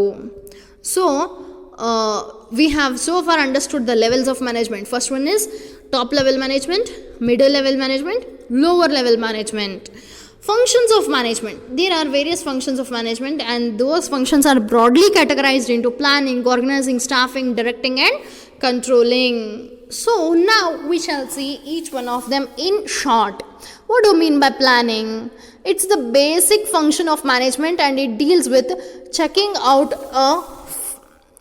a future course of action and deciding in advance the most appropriate course of actions for achieving of predetermined goals. Planning ಅಂತಂದ್ರೇನು, ಉದ್ದೇಶಗಳನ್ನು ಸೆಟ್ ಮಾಡ್ಕೊಳ್ಳೋದು, ಆ ಉದ್ದೇಶಗಳನ್ನು ಈಡೇರಿಸ್ಕೊಳ್ಳೋಕೆ ಬೇಕಾಗಿರುವಂಥ ಎಲ್ಲ ರಿಸೋರ್ಸಸ್ಸು ಅದಾವು ಇಲ್ಲೋ ಅನ್ನೋದನ್ನು ಸರಿತ್ನಂಗೆ ನೋಡಿಕೊಂಡು ಅದನ್ನು ಅಚೀವ್ ಮಾಡೋ ಡೈರೆಕ್ಷನ್ ಒಳಗೆ ವರ್ಕ್ ಮಾಡಬೇಕು. It's the basic function of management. Planning ಮಾಡಲಾರ್ದ ಮುಂದೆ ಯಾವ ಆರ್ಗನೈಸೇಷನಲ್ ಫಂಕ್ಷನ್ನು ನಡೆಯಂಗಿಲ್ಲ. So it's the most basic organisational function. Here what happens? Here it deals with chalking out a future course of action. Chalking out ಅಂದ್ರೆ ನಾನು ಏನೇನು ಮಾಡಬೇಕು, ಯಾವ ತಾರೀಖೊಳಗೆ ಏನು ಮುಗಿಸ್ಬೇಕು ಅನ್ನೋದನ್ನು ಪ್ಲ್ಯಾನ್ ಮಾಡ್ಕೊಳ್ಳೋದು. ಈಗ ಫಾರ್ ಎಕ್ಸಾಂಪಲ್ ನೀವು ಇಷ್ಟು ಪರ್ಸೆಂಟೇಜ್ ಅಚೀವ್ ಮಾಡ್ಬೇಕಂತೇಳಿ ನೀವೇನಾರು ಅಂದ್ಕೊಂಡಿದ್ರಿ, ಆಬ್ಜೆಕ್ಟಿವ್ ಸೆಟ್ ಮಾಡಿದ್ರಿ ಅಂದ್ರೆ how many days are left out for the examination, how much syllabus is suppose to be covered, how much syllabus, if it is covered in how many days, how much time I will be having left out for revision. ಇದನ್ನೆಲ್ಲ ನೀವು ಬರೆದಿಟ್ಕೋತೀರಿ, chalking ಮಾಡ್ತೀರಿ. That is called as planning. So future course of action, ನಾನು ಏನೇನು ಕೆಲಸ ಮಾಡಬೇಕು ಅನ್ನೋದನ್ನು ಬರೆದಿಟ್ಕೊಳ್ಳೋದು. And deciding in advance the most appropriate course of actions for achieving the predetermined goals. Your goal is to get 90% plus percentage in your PUC second year. If that is your goal, what are the various actions to be performed? Whether you are going to study at night, whether you are going to study in the morning, whether you are going to study individually or study along with your friends, how you are going to study, ಅದನ್ನೆಲ್ಲ ನೀವು plan ಮಾಡಬೇಕು. Appropriate course of action for achieving the predetermined goal. What is a predetermined goal? To get good percentage. So which is the appropriate course of action? ಹೆಂಗೆ ಮಾಡೋದ್ರಿಂತ ಅದನ್ನ achieve ಮಾಡಲಿ, ಯಾವ ಮುಖಾಂತರ ಅದನ್ನು achieve ಮಾಡಲಿ ಅನ್ನೋದನ್ನು ಡಿಸೈಡ್ ಮಾಡೋದು. Okay, so according to Koontz, planning is deciding in advance what to do, when to do, how to do. It bridges the gap from where we are and where we want to be, ನಾವೆಲ್ಲದೀವಿ, ನಾವು ಮುಂದೆ ಏನು ಆಗಬೇಕಾಗೈತಿ ಅನ್ನೋದ್ರದ್ದು ಗ್ಯಾಪ್ನ fulfil ಮಾಡ್ತೈತಿ. A plan is a future course of action. ನಾನು ಮುಂದೆ ಏನು ಮಾಡ್ಬೇಕು ಅನ್ನೋದನ್ನು ಈಗೇ ನಾನು ಬರೆದಿಟ್ಕೊಳ್ಳೋದಕ್ಕೆ ಪ್ಲ್ಯಾನ್ ಅಂತ ಅಂತಾರೆ. It is an exercise of problem solving and decision making. We are supposed to solve the problems which come in between the ನೀವು ಏನೋ ಗುರಿ ಸಾಧನೆ ಮಾಡ್ಬೇಕನ್ನೋ ದೆಸೆಯೊಳಗೆ ಡೈರೆಕ್ಷನ್ ಒಳಗೆ ಭಾಳಷ್ಟು ಅಡೆತಡೆಗಳು ಬರ್ತಾವೆ. ಟಿ ವಿ ಬರ್ತಾವೆ, ಮೊಬೈಲ್ ಬರ್ತಾವೆ, ಫ್ರೆಂಡ್ಸ್ ಬರ್ತಾರೆ, ಅಂದರೆ ವೇಸ್ಟ್ಫುಲ್ ಫ್ರೆಂಡ್ಸ್ ಬರ್ತಾರೆ, ಟೈಮ್ ಪಾಸ್ ಮಾಡೋರು ಫ್ರೆಂಡ್ಸ್ ಬರ್ತಾರೆ, ಆಮೇಲೆ ಮನೆ ಒಳಗೆ ಜಗ್ಗಷ್ಟು ಫಂಕ್ಷನ್ಸ್ ಬರ್ತಾವೆ, ಮನ್ಯಾಗ ಕೆಲಸ ಹೇಳ್ತಾರೆ. ಇವಿಷ್ಟೆಲ್ಲ ಪ್ರಾಬ್ಲಮ್ಸ್ ಇದ್ದಾಗ್ಯೂ ಕೂಡ ನೀವು ಏನು ಮಾಡಬೇಕಾಗ್ತೈತಿ, you are not suppose to deviate from your pre determined goals. You should always have an eye on the goal and try to achieve it. So it is an exercise of problem solving and decision making. In spite of all this, you are supposed to make decisions, strong decision that no, I'm not going to distract myself, I'm going to sit and study ಅನ್ನೋದನ್ನು ನೀವು determine ಮಾಡ್ಕೋಬೇಕಾಗ್ತೈತಿ. Planning is determination of course of action to achieve desired goals. What are the desired goals? If I happen to achieve those desired goals, what all actions I should perform? Planning is determination of course of action to achieve desired goals. Nodri, you have set the goal of achieving 90% result, but still if you are not at all studying course of action, ಓದ್ಬೇಕದಕ್ಕೆ ಅದ್ರ ತಕ್ಕಂಗೆ ಕುತ್ಕೊಂಡು ಫೆವಿಕಾಲ್ ಹಚ್ಕೊಂಡು ಕುತ್ಕೊಂಡು ಅಳ್ಗಾಡ್ಲಾರ್ದಂಗೆ ಮಿಸ್ಗಾಡ್ಲಾರ್ದಂಗೆ ಖಾಲಿ ಪಿರಿ bike ಮೇಲೆ ತಿರ್ಗಾಡ್ಲಾರ್ದಂಗೆ ಕುತ್ಕೊಂಡು ಓದಿದ್ರೆ ಅದನ್ನು ಅಚೀವ್ ಮಾಡೋಕ್ಕೆ ಸಾಧ್ಯತೆ. ಊರು ತುಂಬ ಹೇಳ್ಕೊತ ಹೋಗೋದು, ನಾನು 90 ಮೇಲೆ ಮಾಡ್ತೀನಿ PUC second year result, but ಒಂದು ಸರ್ತಿ ಒಂದು ತಾಸು ಸುತ್ತಿಗೆ ನೆಟ್ಟ ಕುತ್ಕೊಂಡು ಓದಲಿಲ್ಲ ಅಂದ್ರೆ ಹೆಂಗೆ ಆಗಕ್ಕೆ ಸಾಧ್ಯತೆ ಅಷ್ಟೊಂದು percentage? It's impossible. So planning is, ಈಗ ನೀವು ಪ್ಲ್ಯಾನ್ ಮಾಡಬೇಕು. Determination of course of action, ಹೆಂಗೆ ಎಷ್ಟೊತ್ತಿನಾಗ ಎಷ್ಟು ನಿಮಿಷ ಎಷ್ಟು ತಾಸು ನಾನು ಓದಿದ್ರೆ ಇದನ್ನ ಅಚೀವ್ ಮಾಡೋಕ್ಕೆ ಸಾಧ್ಯತೆ ಅನ್ನೋದನ್ನು ನೀವು ಡಿಸೈಡ್ ಮಾಡಿ ಸುಮ್ಮ ಕುಂದ್ರದಲ್ಲ, ಮತ್ತು ಅದನ್ನು ಲಿಟ್ರಲಿ ಮಾಡಬೇಕು. Thus planning is systematic thinking about ways and means for accomplishing of pre determined goals. ನಾನೇನು ಪ್ರೀ ಡಿಟರ್ಮೈನ್ಡ್ ಗೋಲ್ಸ್ ಅದಾವಲ್ಲ ಅವನನ್ನು ಯಾವ್ಯಾವ ರೀತಿ ಒಳಗೆ ನಾನು ಅದನ್ನು ಅಚೀವ್ ಮಾಡ್ತೀನಿ ಅಂತ ಅನ್ಕೊತೀನಲ್ಲ, that is only called as planning. Systematic thinking about ways and means for accomplishing ಅಂದರೆ ಅಚೀವಿಂಗ್ ಪ್ರೀ ಡಿಟರ್ಮೈನ್ಡ್ ಗೋಲ್ಸ್. ನೋಡ್ರಿ ಅಲ್ಲಿ ಸಣ್ಣದಾಗ ಚಿತ್ರ ಆಯ್ತಲ್ಲ, ಅಲ್ಲಿ ಏನು ತೋರಿಸ್ತೈತದು? Where, when, why, how, what, how much, everything. If you are going to chalk it down, ಬರೆದಿಟ್ರಿ ಅಂತಂದ್ರೆ you will 100% achieve it. Next is organising. ಆಯಿತು, ನಾನೇನು ಮಾಡಬೇಕು, ನಾನು ಎಷ್ಟರ ಮಟ್ಟಿಗೆ ಓದಬೇಕು, ಎಷ್ಟು ತಾಸು ಓದಬೇಕು ಎಲ್ಲ ಡಿಸೈಡ್ ಮಾಡಿದ್ರಿ. ಈಗ ಅದಕ್ಕೆ ಬೇಕಾಗಿರುವಂಥ ಎಲ್ಲ ಸಾಮಗ್ರಿಗಳನ್ನು ರೆಡಿ ಮಾಡಿ ಇಟ್ಕೋಬೇಕು. ನೀವು ಓದ್ತೀನಿ, ನಾನು ಬೆಳಗ್ಗೆ 5 ಗಂಟೆಗೆ ಎದ್ದು ಓದ್ತೀನಿ, ರಾತ್ರಿ 12 ಗಂಟೆ ತನಕ ಓದ್ತೀನಿ ಎಲ್ಲ ಅಂದ್ಕೊಂಡಿರ್ತೀರಲ್ಲ, ಆದರೆ ನಿಮ್ಮ ಕಡೆಗೆ ಓದಾಕ ಬೇಕಾಗಿರುವಂಥ ಸ್ಟಡಿ ಮಟೀರಿಯಲ್ಲ ಇರಲಿಲ್ಲ ಅಂದ್ರೆ how will you study? Again, this concept is going to help you out. Organizing, it is the process of bringing together ಎಲ್ಲ ತೊಗೊಂಬರ್ಬೇಕು, physical, financial and human resource and developing productive relationship amongst them for achievement of organisational goals. ನೀವೀಗೇನು organisational goal achieve ಮಾಡ್ಬೇಕಂತ ಅಂದ್ಕೊಂಡ್ರಲ್ಲ, ಅದಕ್ಕೆ ಬೇಕಾಗಿರುವಂಥ physical resources. Physical ಅಂದ್ರೆ ನಿಮಗೆ machinery ಬೇಕು, ಏನು ಬೇಕು, ಟೂಲ್ಸು, ಇಕ್ವಿಪ್ಮೆಂಟ್ಸ್, ಪ್ರೊಡಕ್ಷನ್ ಮಾಡ್ಬೇಕಂತ ಅಂದ್ಕೊಂಡಿದ್ರಿ ಅಂದ್ರೆ ಅದಕ್ಕೆ ಬೇಕಾಗಿರುವಂಥ ಮಟೀರಿಯಲ್ಸ್. ಆಮೇಲೆ ಅದಕ್ಕೆ ಬೇಕಾಗಿರುವಂಥ finance, money to purchase the raw materials, to purchase the machineries, to purchase the building or factory, and human resources. Why you require human resource? ಅದನ್ನು ಇದನ್ನೆಲ್ಲ ತಂದಿಟ್ರೆ ತಾನೇ ರೋಬೋಟ್ ಅಲ್ಲ ಅವೆಲ್ಲ ಮಷಿನರೀಸ್ ವರ್ಕ್ ಮಾಡೋಕ್ಕೆ. You need human beings who are going to work upon it. So developing productive relationship, ಅವ್ರು ಇಷ್ಟರ ನಡಕ ಒಳ್ಳೆ relationship create ಮಾಡಿಕೊಂಡು ಅಲ್ಟಿಮೇಟ್ ಆಗಿ ನಿಮ್ಮ ಆರ್ಗನೈಸೇಷನಲ್ ಗೋಲ್ಸ್ನ ಅಚೀವ್ ಮಾಡಬೇಕು. According to Henry Fayol, to organize a business is to provide it with everything useful or its functioning, that is raw materials, tools, capital and personnel.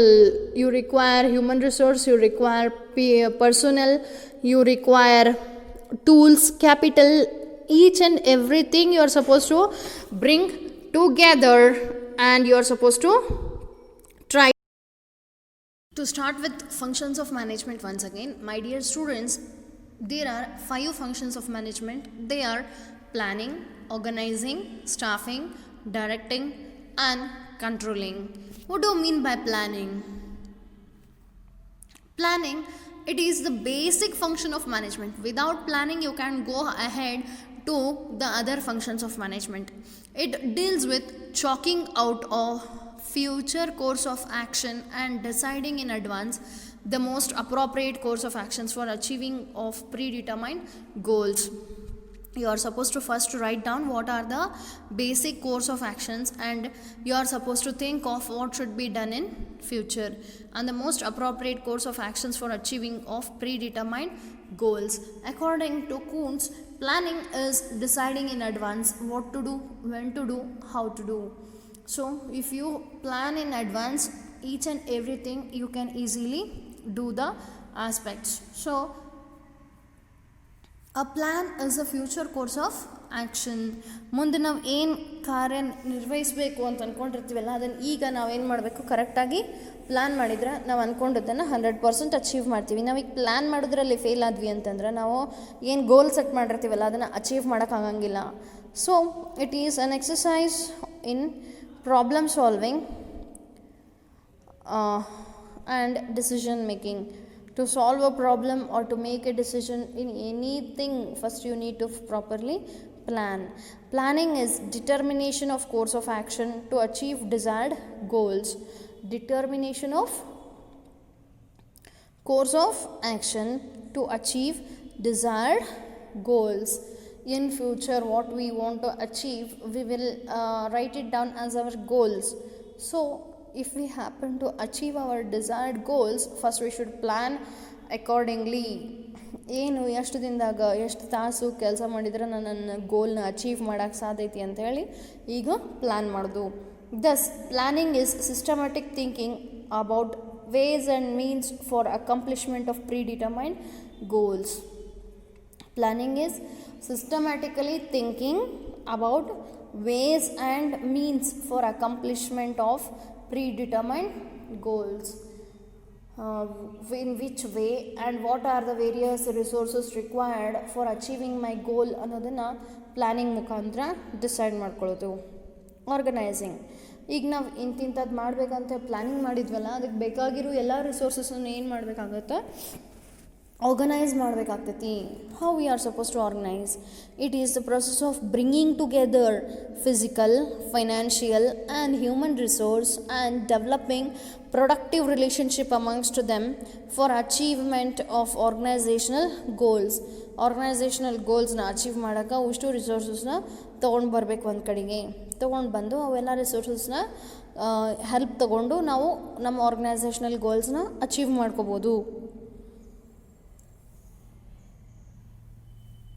According to Henry Fayol, to organize a business is to provide it with everything useful or its functioning, that is raw materials, tools, capital and personnel.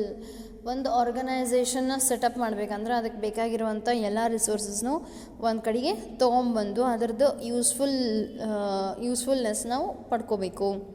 For example raw material, tools, capital and personnel ಅಂತಂದ್ರೆ human beings.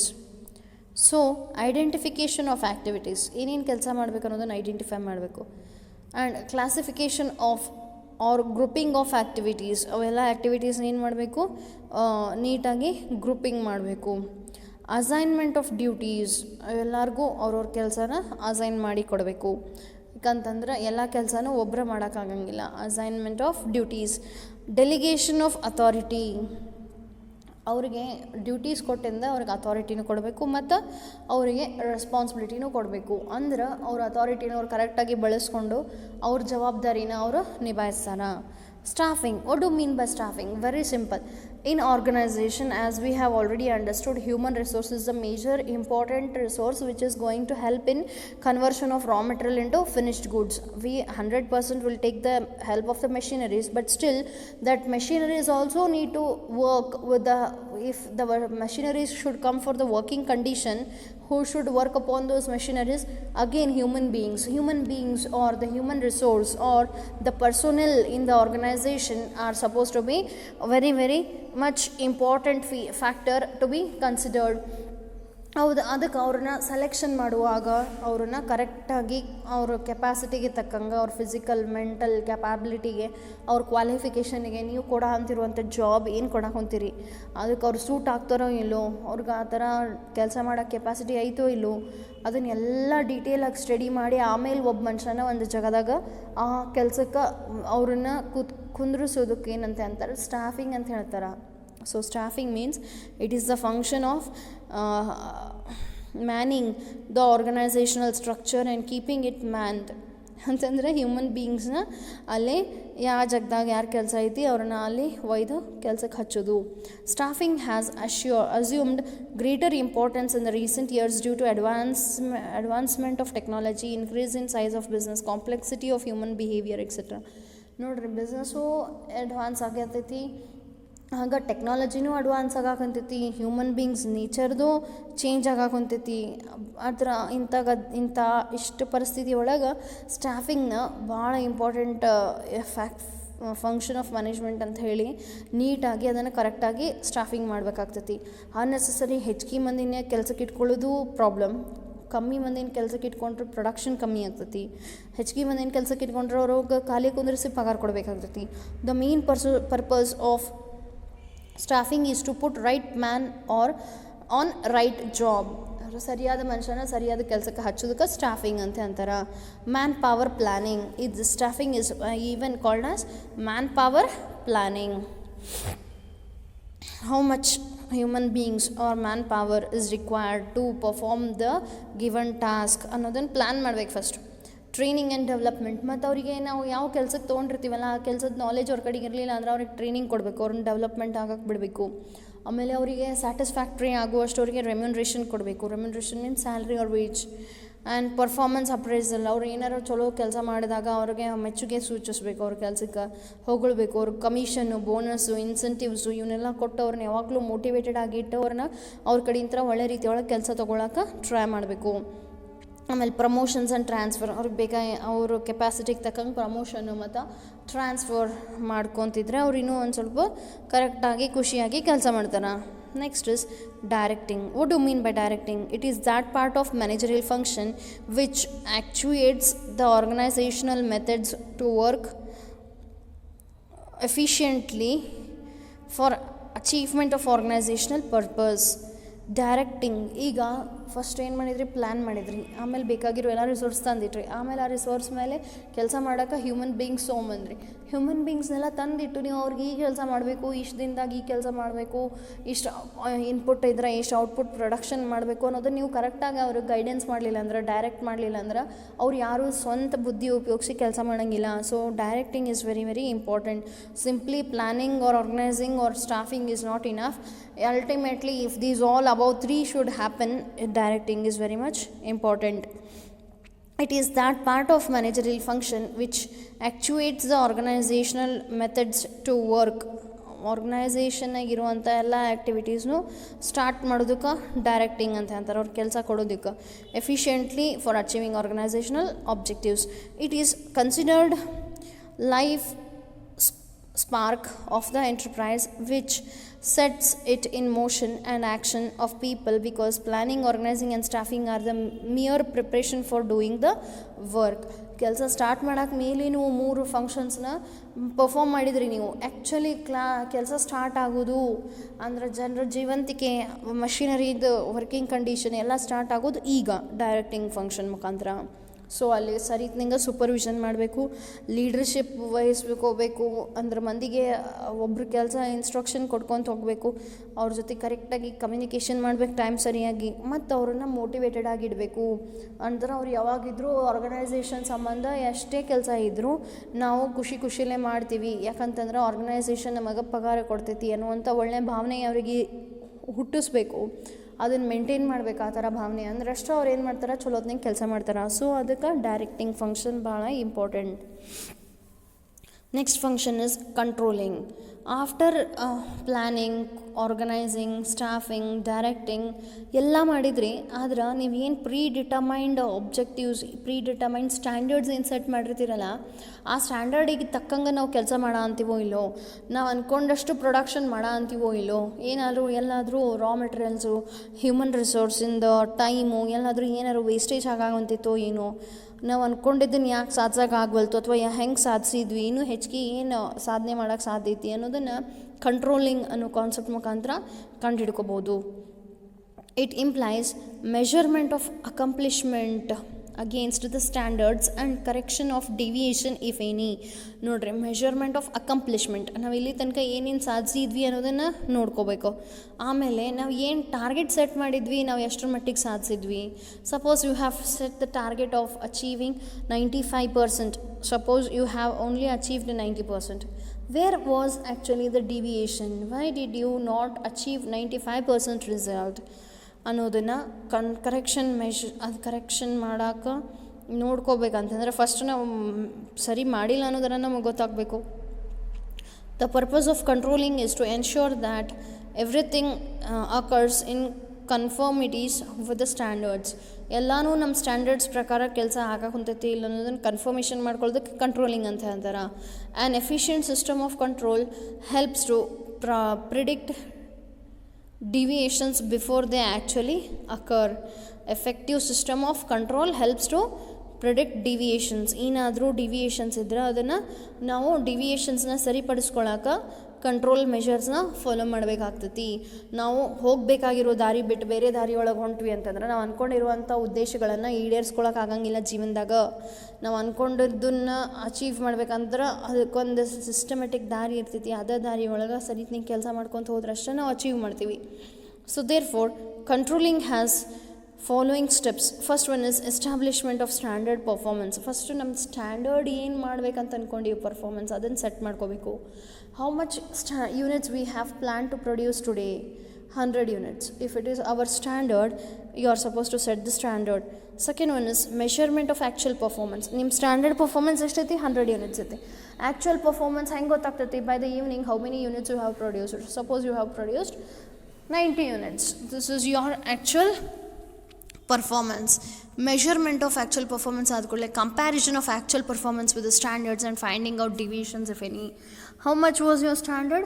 100. How much was your actual goods produced? 90. Then is there any deviation? Obviously you are lagging behind by 10 units you have not produced which you were supposed to produce by today. So why you did not produce ಅನ್ನೋದನ್ನು ಕಂಡುಹಿಡಿಬೇಕು. What was the reason for deviation? For after finding out the reason, you are supposed to follow the corrective action. ಮತ್ತು ಸರಿ ರೀತಿಯೊಳಗೆ correction ಮಾಡಿಕೊಂಡು ಕೆಲಸ ಮಾಡಬೇಕಾಗ್ತೈತಿ. Next one is coordination. What do you mean by coordination? If everyone is moving forward together, then success takes care of itself. ಎಲ್ಲರೂ ಕೂಡ ಒಳ್ಳೆ ರೀತಿಯೊಳಗೆ ಕೆಲಸ ಮಾಡಕ್ಕೆ ಹೊತ್ತಿದ್ರೆ ಸಕ್ಸಸ್ ತಾನೇ ಅಚೀವ್ ಆಗ್ತೈತಿ. So anyways, meaning of coordination, Mooney and Reiley. So according to them, coordination is an orderly arrangement of group efforts to provide unity of action in the pursuit of common goals. Ultimately, in achieving the common goals, and a human being has to make some orderly arrangements. Coordination is an orderly arrangement of group efforts. ಎಲ್ಲಾರ್ದು group efforts ಒಳ್ಳೆ ರೀತಿ ಒಳಗೆ, ಆಮೇಲೆ organisational ಆಬ್ಜೆಕ್ಟಿವ್ನ achieve ಮಾಡೋ ರೀತಿ ಒಳಗೆ ಅವ್ರ group efforts ಇರಬೇಕು. ಆ ರೀತಿ ಒಳಗೆ ನಾವೇನು ಮಾಡಬೇಕು? ಅರೇಂಜ್ ಮಾಡ್ಕೋಬೇಕು. To provide unity of action, there should be unity of action. ಎಲ್ಲರಿಗೂ ಅವ್ರವ್ರಿಗೆ ಮನ್ಸಿಗೆ ಬಂದದ್ದು ಕೆಲಸ ಮಾಡಬಾರ್ದು. ಅವ್ರು ಬಂದ ಕೂಡಲೇ ಅವ್ರಿಗೆ ಒಂದು ಸೆಟ್ ಆಫ್ ಆ್ಯಕ್ಷನ್ ಮಾಡೋದ್ರಿಂತ ಏನಾಗ್ತಿರ್ತೈತಿ? ಆರ್ಗನೈಸೇಷನಲ್ ಆಬ್ಜೆಕ್ಟಿವ್ಸ್ ಅಚೀವ್ ಆಗ್ತಿರ್ತಾವೆ. ಅದೇ ಆ್ಯಕ್ಟಿವಿಟೀಸೇ ಮಾಡಬೇಕು. ನನಗೆ ಅದು ಸೇರಂಗಿಲ್ಲ, ನನಗೆ ಇದು ಭಾಳ ಸೇರ್ತೈತಿ ಅಂತ ಹೇಳಿ ನಮಗೆ ಭಾಳ ಈಸಿ ಇರೋದು ಒಂದೇ ಆ್ಯಕ್ಟಿವಿಟಿ ಹೊಳಮಳ ಮಾಡ್ಕೊಂಡು ಕುಂತ್ವಿ ಅಂದ್ರೆ ಉಳಿದಿದ್ದ ಆ್ಯಕ್ಟಿವಿಟಿ ಯಾರು ಮಾಡಬೇಕು? So ultimately in coordination, what happens is there should be unity of action in the pursuit of common goals.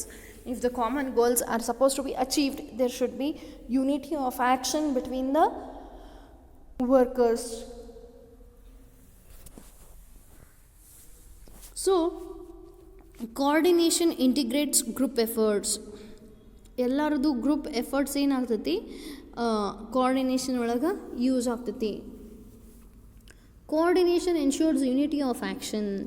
Coordination is a continuous process. Coordination is an all-pervasive function. Coordination is the responsibility of all manager. Coordination is a deliberate function. So, what all these concepts states in detail if we happen to study. Features of coordination. First one is coordination integrates group efforts. What do you mean by that? The need for coordination is felt when group effort is needed for the accomplishment of an objective. Where there is need of group efforts for the accomplishment of objective, their coordination is very much essential. ನೋಡ್ರಿ, ನಾನು individual ಕೆಲಸ ಮಾಡೋದ್ರಿಂದ organisational goal achieve ಮಾಡೋಕೆ ಆಗಂಗಿಲ್ಲ. ಹಂಗಂತಂದ್ರೆ ನಾನು ಹೆಂಗೆ work ಮಾಡಬೇಕು? I have to work in group. If I have to work in group, I should be good with all the coworkers. ಹೌದು, ನನ್ನ ಜೊತೆ ಕೆಲಸ ಮಾಡುವಂಥ ಎಲ್ಲರ ಜೊತೆಗೂ ನಾನು ಏನಾಗಿರಬೇಕು, ನನಗೆ ಅವ್ರಿಗೆ ಒಳ್ಳೆಯ ರಿಲೇಷನ್ಶಿಪ್ ಇದ್ರಷ್ಟ, ಅವರ ನನ್ನ ನಡ್ಬರ್ಕ ಕೋಆರ್ಡಿನೇಷನ್ ಇತ್ತಂದ್ರೆ ಅಷ್ಟೇ ಏನಾಗ್ತೈತಿ, ನಾವು ಕರೆಕ್ಟ್ ರೀತಿಯೊಳಗೆ ಕೆಲಸ ಮಾಡ್ತೀವಿ. So coordination integrates group efforts. The need for coordination is felt when group effort is needed for the accomplishment of an objective. ಎಲ್ಲಿ ಗ್ರೂಪ್ ಎಫರ್ಟ್ಸ್ ನೀಡ್ ಇರಂಗಿಲ್ಲಲ್ಲ, ಆವಾಗ ಕೋಆರ್ಡಿನೇಷನ್ನು ನೆಸೆಸಿಟಿ ಇರಂಗಿಲ್ಲ. ಬಟ್ ಇಲ್ಲಿ ಗ್ರೂಪ್ ಎಫರ್ಟ್ಸ್ ಇಲ್ಲಾರ್ದೆ ಆರ್ಗನೈಸೇಷನ್ಗೆ ಏನೂ ಅಚೀವ್ ಮಾಡೋಕ್ಕಾಗಂಗಿಲ್ಲ. ಸೊ ಅಲ್ಲಿ ಕೋಆರ್ಡಿನೇಷನ್ ಬೇಕಾಗ್ತೈತಿ. In short, it can be said that coordination is related to group effort and not individual effort. Second point is coordination ensures unity of action. What do you mean by unity of action? The nature of coordination is creating unity in action. ಎಲ್ಲರೂ ಮಾಡುವಂಥ ಕೆಲಸದೊಳಗೆ ಒಂದೇ ಭಾವನೆ, ಒಂದೇ ಉದ್ದೇಶ ಇರಬೇಕು. It means during coordinating process, an effort is made to create unity among the various activities of the organization. Maybe there are different activities in the organization, but all the activities should be aiming at one particular objective. Okay, for example, the purchase and sale department have to coordinate their efforts so that supply of goods take place according to the purchase demand. So ಅಲ್ಲಿ purchase orders. So ಇಲ್ಲಿ purchase and sales department ಏನಿರ್ತಾವಲ್ಲ, there should be coordination between their efforts so that supply of goods take place according to the purchase orders. Purchase orders ಯಾರು ತೊಗೊಂಡಿರ್ತಾರ? Sales ಸೆಕ್ಷನ್ನವರು purchase order ತೊಗೊಂಡಿರ್ತಾರ. So ಅವ್ರು ಏನು ಮಾಡಬೇಕಾಗ್ತೈತಿ, production ಡಿಪಾರ್ಟ್ಮೆಂಟ್ನವ್ರಿಗೆ ಅಥವಾ raw material purchase ಡಿಪಾರ್ಟ್ಮೆಂಟ್ನವ್ರಿಗೆ ಅವ್ರು ಏನು ಹೇಳಬೇಕಾಗ್ತೈತಿ, ಇಷ್ಟು ಆರ್ಡರ್ಸ್ ಇದಾವು, 100 ಯೂನಿಟ್ಸ್ ಡಿಮ್ಯಾಂಡ್ನಾಗ ಐತಿ ಈಗ ಸದ್ಯ. ಹಂಗಂತಂದ್ರೆ ಅವರು ಪ್ರೊಡಕ್ಷನ್ ಡಿಪಾರ್ಟ್ಮೆಂಟ್ನವರು ಮತ್ತು ರಾ ಮೆಟೀರಿಯಲ್ ಪರ್ಚೇಸ್ ಮಾಡುವಂಥವ್ರು ಏನು ಮಾಡ್ತಾರೆ, 100 ಯೂನಿಟ್ಸ್ ಪ್ರೊಡಕ್ಷನ್ ಮಾಡೋಕ್ಕೆ ಬೇಕಾಗಿರುವಷ್ಟು ಕ್ವಾಂಟಿಟಿನ ಖರೀದಿ ಮಾಡ್ತಾರೆ. So coordination is ultimately very much essential. The purchase and sales department have to coordinate their efforts so that supply of goods take place according to the purchase orders. Coordination is a continuous process. Coordination is a continuous process. It's a never ending process. It is not a job which can be performed once and for all. Once for all ಮಾಡುವಂಥ activity ಅಲ್ಲ, it is a continuous activity. ಒಂದು task perform ಮಾಡುವಾಗ ನಮ್ಮ employees ನಡುವೆ coordination ಇದ್ರೆ ಸಾಕು ಅಲ್ಲ, ಪ್ರತಿಯೊಂದು ಆರ್ಗನೈಸೇಷನಲ್ ಆ್ಯಕ್ಟಿವಿಟಿ ಒಳಗೂ ಏನಿರಬೇಕು, ಕೋಆರ್ಡಿನೇಷನ್ ಇರಬೇಕು. ಹೊಂದಾಣಿಕೆ ಇದ್ದಾಗ ಮಾತ್ರ ಅವರು ಅಂದ್ಕೊಂಡಿರುವಂಥದ್ದನ್ನು ಸಾಧನೆ ಮಾಡೋಕ್ಕೆ ಸಾಧ್ಯತೆ. So it is not a job which can be performed once for all, but its need is felt at every step. ಪ್ರತಿಯೊಂದು ಹೆಜ್ಜೆ ಒಳಗೂ coordination ಬೇಕಾಗ್ತೈತಿ. Many activities are performed in the business because there are n number of activities.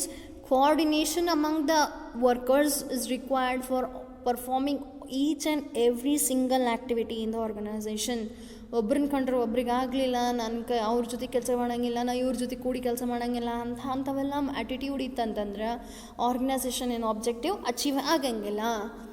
So organisational objective ಏನಿರ್ಬೋದು? To produce the goods in time, to sell the goods on time and to earn profit. Only if the organisation is capable of earning profit, it can give remuneration to the employees. Coordination is an all pervasive function. Perseverance refers to that truth which is applicable to all spheres. ನೋಡ್ರಿ, ಎಲ್ಲ ಕಡೆಗೂ coordination ಅನ್ನೋ concept use ಆಗ್ತೈತಿ. It's not that only business, it's not that non business organisation should have coordination, or only big organisation need to have coordination. ಇಲ್ಲ, every sphere of life needs coordination. See, at your home there should be coordination between the members, family members at your home. ಒಬ್ಬರು ಒಂದು ಹೇಳಿದ್ರೆ ಅದಕ್ಕೆ ಇನ್ನೊಬ್ರು objection ಮಾಡೋದು, ಅಥವಾ ಒಬ್ಬರನ್ನ ಕಂಡ್ರೆ ಒಬ್ರಿಗೆ ಆಗ್ಲಾರ್ದಂಗೆ ಇರೋದು, ಹಾಗೆಲ್ಲ ಇತ್ತಂತಂದ್ರೆ ಮನೆಯದು ವಾತಾವರಣ ಹಾಳಾಗ್ತೈತಿ. Same happens even in the organisation. So coordination is all pervasive means it's going to be present everywhere in every spheres, in every kind of organization. So and plays uniformly, ಅದ್ರದ್ದು ರೋಲ್ ಸೇಮ್ ಇರ್ತೈತಿ. The nature of coordination is pervasive. Like making of timetable in an educational institution is apt example of establishing coordination.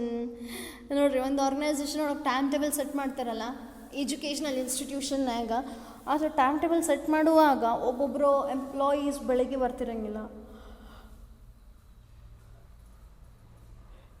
ಒಬ್ಬೊಬ್ಬರು part timers ಇರ್ತಾರೆ, ಒಂದಿಷ್ಟು ಮಂದಿ full timers ಇರ್ತಾರೆ, ಒಂದಿಷ್ಟು ಮಂದಿ ಬರೀ ಅವರು ಗೆಸ್ಟ್ ಲೆಕ್ಚರರ್ಸ್ ಇರ್ತಾರೆ, ಅವ್ರದ್ದು ಕ್ಲಾಸ್ ಅವರ್ಸ್ ಇದ್ದಾಗ ಅಷ್ಟೇ ಬಂದು ಪಾಠ ಮಾಡಿ ಹೇಳಿ ಹೋಗ್ತಾರೆ. ಅಂಥ ಟೈಮ್ನಾಗ ಎಲ್ಲರೂ ನನಗೆ ಫಸ್ಟ್ ಪಿರಿಯಡ್ ಕೊಡಬೇಕು, ನನಗೆ ಫಸ್ಟ್ ಪಿರಿಯಡ್ ಬರೋಕೆ ಆಗಂಗೇ ಇಲ್ಲ, ನನಗೆ ಕಾಯಂ ಲಾಸ್ಟ್ ಪಿರಿಯಡ್ ಕೊಡ್ರಿ, ನಂಗೆ ಲಾಸ್ಟ್ ಪಿರಿಯಡ್ ಕೊಡಬೇಡ್ರಿ, ಹುಡುಗರ್ದು ಇಂಟ್ರೆಸ್ಟ್ ಹಾಳಾಗಿರ್ತೈತಿ, ಇಂಟ್ರೆಸ್ಟ್ ಇರೋಂಗಿಲ್ಲ ಹುಡುಗರ್ಗೆ ಅಂಥೇಳಿ ಎಲ್ಲರೂ ಜಗಳಾಡ್ಕೊಂಡು ಕುಂತರು. ಟೈಮ್ ಟೇಬಲ್ ಸೆಟ್ ಮಾಡೋಕೆ ಸಾಧ್ಯ ಇಲ್ಲ. ಎಲ್ಲರೂ ಹೊಂದಾಣಿಕೆ ಒಳಗೆ ಒಬ್ರಿಗೆ ಹೆಚ್ಚು, ಒಬ್ರಿಗೆ ಕಮ್ಮಿ, ಒಬ್ರಿಗೆ ಒಂದು ಟೈಮ್ ಬೆಳಗ್ಗೆ ಬರ್ಬೋದು, ಒಬ್ಬೊಬ್ರಿಗೆ ಮಧ್ಯಾಹ್ನ ಬರ್ಬೋದು. ಸೊ ಯಾವ ಥರ ರೀತಿ ಬರ್ಬೋದು ಟೈಮ್ ಟೇಬಲ್ ಸೆಟ್ ಮಾಡಿದಾಗ? ಅದಕ್ಕೆ ಎಲ್ಲರೂ ಕೋಆರ್ಡಿನೇಷನ್ನಾಗ ಅದನ್ನು ಒಪ್ಕೊಂಡು ಕೆಲಸ ಮಾಡಿದರೆ ಅದಕ್ಕೆ it can be the example to say that there exist coordination among the staff ಅನ್ನೋದು ಗೊತ್ತಾಗ್ತೈತಿ. So fifth point is coordination is the responsibility of all managers. Coordination is ಅದು ಕೋಆರ್ಡಿನೇಷನ್ ಇರಲಿಲ್ಲ ಆರ್ಗನೈಸೇಷನ್ನಾಗ ಅಂದರೂ ಆ ಕೋಆರ್ಡಿನೇಷನ್ನ ಅದನ್ನು ಸೆಟ್ ಮಾಡಬೇಕು, ಅದನ್ನು ಕೋಆರ್ಡಿನೇಷನ್ನ ತೊಗೊಂಬರಬೇಕು ಅಂತಂದ್ರೆ it is the responsibility of each and every single manager in the organisation. So coordination is needed at all the three levels: top level, middle level, lower level. ಎಲ್ಲ ಲೆವೆಲ್ ಆಫ್ ಮ್ಯಾನೇಜ್ಮೆಂಟ್ ಒಳಗೂ coordination ಬೇಕು. Different activities performed at the levels are equally important. ಎಲ್ಲ level ಒಳಗೆ ಮಾಡುವಂಥ ಆ್ಯಕ್ಟಿವಿಟಿನೂ equally important. Top level management ನಾವು great ಅನ್ನೋಂಗಿಲ್ಲ, ನಾವು ಮಿಡಲ್ ಲೆವೆಲ್ ಮ್ಯಾನೇಜ್ಮೆಂಟ್ ನಾವು ಲೋವರ್ ಲೆವೆಲ್ ಮ್ಯಾನೇಜ್ಮೆಂಟ್ಗಿಂತ ಗ್ರೇಟ್ ಅನ್ನೋಂಗಿಲ್ಲ. ಎಲ್ಲ ಲೆವೆಲ್ನಾಗೂ ಅದರದ್ದೇ ಆದ ಕೆಲಸ ಏನು ಮಾಡ್ತಾರಲ್ಲ ಅದಷ್ಟು ಅವ್ರವ್ರ ಲೆವೆಲ್ನಾಗ ಅವ್ರವ್ರ ಕೆಲಸ ಪರ್ಫೆಕ್ಟ್ ಮಾಡಿದ್ರೆ ಅಷ್ಟೇ ಆರ್ಗನೈಸೇಷನಲ್ ಆಬ್ಜೆಕ್ಟಿವ್ಸ್ ಅಚೀವ್ ಆಗ್ತಾವು. So at every level of management coordination is necessary. Thus, it's the responsibility of all the managers that they make efforts to establish coordination. Fifth one is coordination is a deliberate function. Coordination is never established by itself, but it is deliberate effort. ಅಂದರೆ ಎಲ್ಲರೂ efforts ಹಾಕಿ coordination create ಮಾಡಬೇಕಾಗ್ತೈತಿ. Only cooperation does not suffice, but coordination is also needed.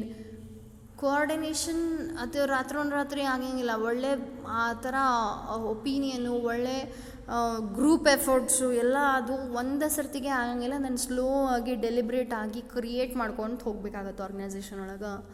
So coordination is a deliberate function. It cannot be established. Rather, it has to be slowly inbuilt. It has to be slowly created among the employees in the organization and the resources. So management as an art or a science. Is management an art or is management an science? So management as an art. Art can be defined as a systematic body of knowledge which requires skills, creativity and practice to get perfection. ನೋಡ್ರಿ, management ಅನ್ನೋದು ಒಂದು ಕಲೆ ಅದು. So it is a systematic body of knowledge. ಹೌದಲ್ಲಿ ಅದನ್ನು ಕಲಿಬೇಕಾಗ್ತೈತಿ ಪರ್ಫೆಕ್ಟಾಗಿ management ಹೆಂಗೆ ಮಾಡ್ಬೇಕು ಅನ್ನೋದನ್ನು.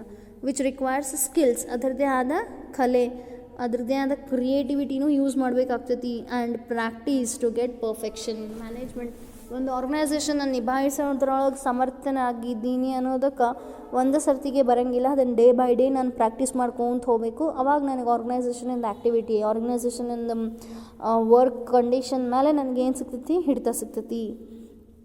So the main features of art are, what are the features of art?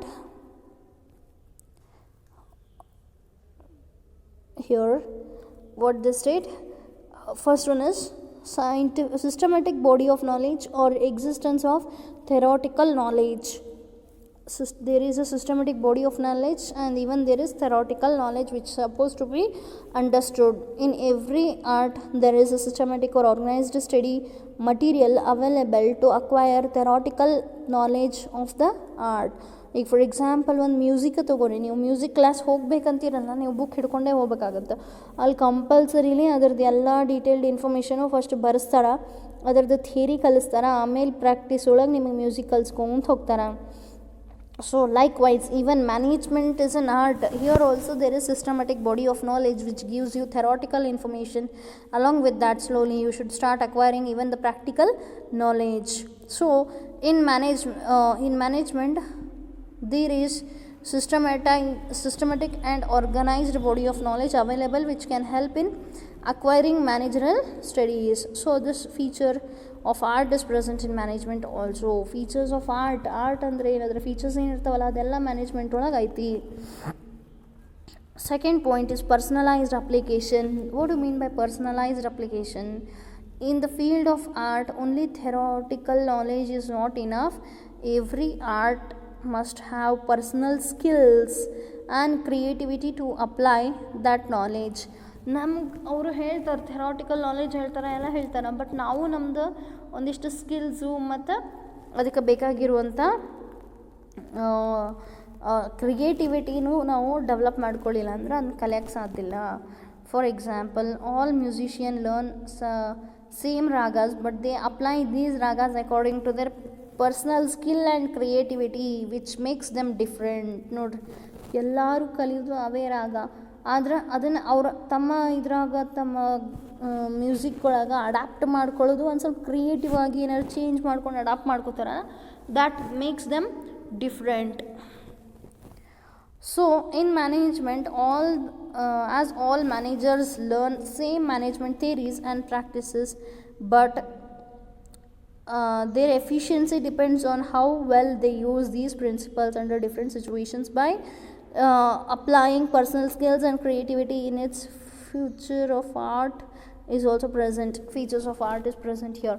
Means what they're telling is, ಎಲ್ಲರೂ ಕೂತ್ಕೊಂಡು MBA ಮಾಡ್ತಾರೆ, ಮ್ಯಾನೇಜ್ಮೆಂಟ್ ಸ್ಟಡಿ ಮಾಡ್ತಾರೆ, ಎಲ್ಲರೂ ಅವತ್ತು ಪ್ರಿನ್ಸಿಪಲ್ಸು ಅವತ್ತು ಥಿಯರೀಸ್ ಕಲ್ತಿರ್ತಾರೆ, ಬಟ್ ಅದನ್ನು ಎಷ್ಟು ಸಮರ್ಥವಾಗಿ ಅವರು ಮ್ಯಾನೇಜ್ಮೆಂಟ್ ಮಾಡುವಾಗ ಉಪಯೋಗಿಸ್ಕೋತಾರೆ, ಬಳಸ್ಕೋತಾರೆ ಕ್ರಿಯೇಟಿವ್ ಆಗಿ, ಅದರ ಮೇಲೆ ಅವರು ಎಷ್ಟು ಸಕ್ಸಸ್ಫುಲ್ ಮ್ಯಾನೇಜರ್ ಅನ್ನೋದು ಡಿಪೆಂಡ್ ಆಗಿರ್ತೈತಿ. So all the features of art are there in management based on practice and creativity. Ultimately even though they teach same concepts in theoretical aspects to everybody, but ultimately how you are going to practice them in the current scenario. ನೀವು manager ಆಗಿ ಒಂದು organisation ಒಳಗೆ ಕೆಲಸ ನಿಭಾಯಿಸುವಾಗ ನೀವು ಕಲ್ತಿರುವಂಥ management ಥಿಯರೀಸ್ನ ಎಷ್ಟರ ಮಟ್ಟಿಗೆ ನೀವು ಅಲ್ಲಿ ಕ್ರಿಯೇಟಿವ್ ಆಗಿ ಸ್ಕಿಲ್ಫುಲ್ ಆಗಿ ಅದನ್ನು ಯುಟಿಲೈಸ್ ಮಾಡ್ಕೊತೀರಿ ಅನ್ನೋದ್ರ ಬೇಸಿಸ್ ಮೇಲೆ ನಿಮ್ಮದು ಪರ್ಫಾರ್ಮೆನ್ಸ್ ಡಿಪೆಂಡ್ ಆಗಿರ್ತೈತಿ. So the art requires regular practice of artist requires regular practice of art to become more fine and perfect. So without practice, artist loses their perfection. So all artists need to perform or need to practice on regular basis to become professionals in that work.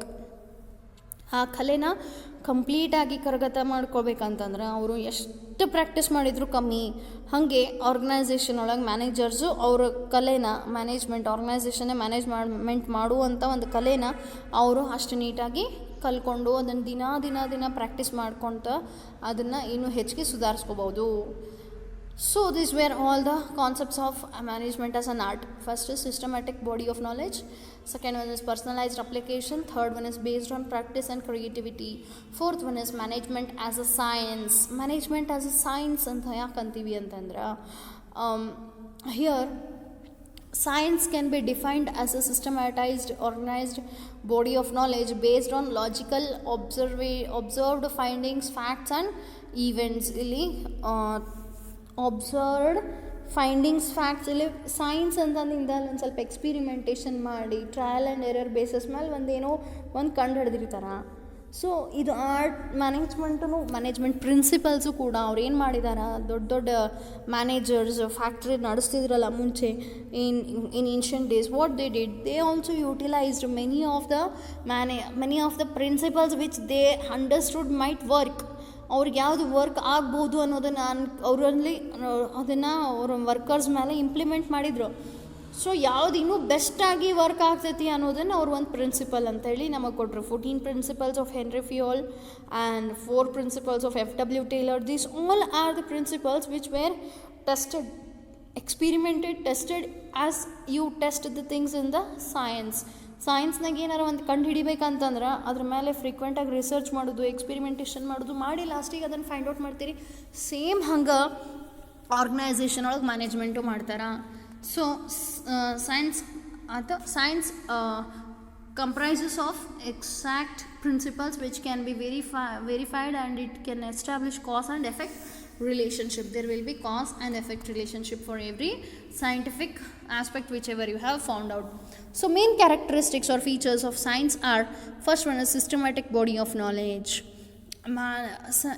Every science is having its own systematic body of knowledge. In science, organized and systematic study material is available which is used to acquire the knowledge of science. Now in science ಕಲಿಬೇಕಂತಂದ್ರೆ ಅದರದೇ ಆದ theory concepts ಇರ್ತೈತೆ ಅಂತ ಕಲಿತೀನಿ. Like science in the management also, there is availability of systematized and organized study material. In management-ನಾಗೂ ಅದೇ ಐತಿ. ಇಲ್ಲೂ management MBA ಮಾಡ್ತಾರಿಲ್ಲ, ಅದು MBA ಹಂಗೆ ಎಜುಕೇಷನ್ ಪಡೆಯೋದಕ್ಕೆ ಅದಕ್ಕೆ ಸಫಿಷಿಯೆಂಟ್ ಸಿಲೆಬಸ್ ಐತಿ. ಅದನ್ನು ಓದೋದ್ರಿಂದ ನಿಮಗೆ you will get the knowledge of managing the company. So first feature of science is present in the management. ಹೌದು. Second one is principles are based on repeated experiments. ನೋಡ್ರಿ ಇಲ್ಲಿ management principles ಏನು 14 principles henry fuel ಕೊಟ್ಟಾರ, 4 principles FW Taylor ಕೊಟ್ಟಾರಲ್ಲ, same ಅವರು ಏನು ಮಾಡ್ಯಾರ, repeated experiment ಮಾಡಿ ಆಮೇಲೆ ಲಾಸ್ಟಿಗೆ ಇದು ಒಂದು ಈ ಸಿಚುವೇಶನ್ ಒಳಗೆ ಅಥವಾ ಈ ಥರ ಸಿಚುವೇಶನ್ ರಿಪೀಟೆಡ್ ಆಗಿ ಹಾಕೋರಾದ್ರೆ ಇದು ಈ ಪ್ರಿನ್ಸಿಪಲ್ ವರ್ಕೌಟ್ ಆಗ್ತೈತಿ ಅನ್ನೋದನ್ನು ಅವ್ರು ನಮಗೆ ಬರೆದು ಕೊಟ್ಟಾರ. Before developing scientific principles, scientists test these principles under different conditions and places. How the ಒಂದು ಏನಾರ ಒಂದು ಸೈಂಟಿಫಿಕ್ ರಿಸರ್ಚ್ ಮಾಡಿದರೂ ಕೂಡ ಅವರಾದರೂ ಸೈಂಟಿಸ್ಟ್ ಏನು ಮಾಡಿರ್ತಾರೆ, ಬೇರೆ ಕಂಡೀಷನ್ ಒಳಗೆ ಬೇರೆ ಎನ್ವಿರಾನ್ಮೆಂಟ್ ಒಳಗೆ ಅದನ್ನು ಟೆಸ್ಟ್ ಮಾಡಿ ಲಾಸ್ಟಿಗೆ ಅದು ಎಲ್ಲ ಕಂಡೀಷನ್ನು ಸ್ಯಾಟಿಸ್ಫೈ ಆದರೆ ಅದನ್ನ ಒಂದು ಏನೋ ಪ್ರಿನ್ಸಿಪಲ್ ಅಂತ ಹೇಳಿ ಕೊಡ್ತಾರೆ, ಅಥವಾ ಒಂದು ಏನೋ ಹೊಸದನ್ನು ಕಂಡಿಡ್ದಾರ ಅಂತ ಹೇಳ್ತಾರೆ. So before developing scientific principles, scientists test these principles under different conditions and places. Similarly, managers also test and experiment managerial principles under different conditions in different organizations. So this feature of science is present in management. ಆಮೇಲೆ third point is universal validity. ನಾವು ನಿಮಗೆ ಯಾವಾಗಿದ್ರೂ ಹೇಳಿದ್ದೀವಿ, ಒಂದು ಸರ್ತಿ management principles ಇಲ್ಲಿ apply ಆಕ್ಕವಂತಂದ್ರೆ 100% ಅದು ಫಾರಿನ್ನಾಗೂ apply ಆಗ್ತೈತಿ, ಸಣ್ಣ ಬಿಸ್ನೆಸ್ನಾಗೂ ಅಪ್ಲೈ ಆಗ್ತೈತಿ, ದೊಡ್ಡ ಬಿಸ್ನೆಸ್ನಾಗೂ ಅಪ್ಲೈ ಆಗ್ತೈತಿ, ಪ್ರಾಫಿಟ್ ಮೇಕಿಂಗ್ ಬಿಸ್ನೆಸ್ನಾಗೂ ಅಪ್ಲೈ ಆಗ್ತೈತಿ, ನಾಟ್ ಫಾರ್ ಪ್ರಾಫಿಟ್ ಆರ್ಗನೈಸೇಷನ್ನಾಗೂ ಅಪ್ಲೈ ಆಗ್ತೈತಿ. ಸೊ ಯೂನಿವರ್ಸಲ್ ವ್ಯಾಲಿಡಿಟಿ ಸೈನ್ಸ್ ನೋಡ್ರಿ, ಇಲ್ಲಿ ಆ್ಯಪಲ್ ಗಿಡದಾಗ ಹುಡ್ತೈತಿ ಅಂತ ಇಂಡಿಯಾದಾಗ ಹಿಡಿದ್ವಿ ಅಂದ್ರೆ ಆಬ್ವಿಯಸ್ಲಿ ಫಾರಿನ್ನಾಗೂ ಆ್ಯಪಲ್ ಗಿಡದಾಗನ ಹುಡ್ತೈತಿ. Universally science is going to be applicable. In the same way, managerial principles are also universally applicable. Scientific principles have universal applicability and validity. Management principles are not exact like science principles, so their application and use is not universal. Even though they say it's not universal, it is 100% slight changes to the situation, slight modification if you do, it is 100% going to be effectively utilized in all the situations. So this feature of science is present in the management. You can't say that it's not present in the management, it's present in the management. ಅದಕ್ಕೆ ಅವರು ನೋಡ್ರಿ FW Taylor, henry ಫಿಯೋಲ್ ಯಾವ ದೇಶದವರೋ ಏನೋ ನಮಗೂ ಗೊತ್ತಿಲ್ಲ, America ಹೆಂಗೇನೋ ಅಂತಾರೆ. But ಆ ದೇಶದೊಳಗೆ ಆ ಪ್ರಿನ್ಸಿಪಲ್ಸ್ ಅವರಿಗೆ ಅವ್ರ ಎಂಪ್ಲಾಯೀಸ್ ಮೇಲೆ ವರ್ಕೌಟ್ ಆಗ್ಯಾವಲ್ಲ, ಅದೇ ಪ್ರಿನ್ಸಿಪಲ್ಸ್ ನಮ್ಮ ದೇಶದಾಗ ನಮ್ಮ ಎಂಪ್ಲಾಯೀಸ್ ಮೇಲೆ ವರ್ಕೌಟ್ ಆಗ್ತಿತ್ತು ಅನ್ನೋ ಕಾರಣಕ್ಕನ ಅವ್ರು ಇಲ್ಲಿ ಕೊಟ್ಟಿದ್ದಾರೆ. ಸೊ ಇದು ಲಾಸ್ಟಿಗೆ ನಾಟ್ ಪ್ರೆಸೆಂಟ್ ಇನ್ ಮ್ಯಾನೇಜ್ಮೆಂಟ್ ಅನ್ನೋದನ್ನು ತಲೆಗೆ ಹಾಕೋಬೇಡ್ರಿ. Universal validity, even management principles if necessary slight modification ಆಯಿತು, ಎಕ್ಸಾಕ್ಟ್ಲಿ ಅದೇ ಪ್ರಿನ್ಸಿಪಲ್ ವರ್ಕ್ ಆಗಲಿಲ್ಲ ಅಂದ್ರೆ ಒಂದು ಸ್ವಲ್ಪದ್ರಾಗ ನೀವು ಸಿಚುವೇಶನಿಗೆ ತಕ್ಕಂಗೆ ಮಾಡಿಫೈ ಮಾಡ್ಕೊಂಡ್ರಿ ಅಂದ್ರೆ ಆ ಪ್ರಿನ್ಸಿಪಲ್ ವರ್ಕ್ ಆಗೇ ಆಗ್ತೈತಿ. So ultimately management as a science ಅಂತಂದ್ರೆ what are the main characteristics there? Scientific body of knowledge, systematic body of knowledge. Second one is principles are based on repeated experimentation and universal validity. Management both science and art. ಲಾಸ್ಟಿಗೆ conclusion ಬರೀಲೇಬೇಕು. ಹಿಂಗೆ ನೋಡ್ರಿ, ಇದು 100% 8 ಮಾರ್ಕ್ಸಿನ question fix ಬೀಳ್ತೈತಿ ಎಕ್ಸಾಮ್ನಾಗ. ಅದರ 100% ಹೇಳ್ತೀನಿ, ನಿಮಗೆ ಸತ್ರು ಬರೆಯೋಕೆ ಹೋಗ್ಬೇಡ್ರಿ ಕ್ವಶನಿಗೆ ಆನ್ಸರ್.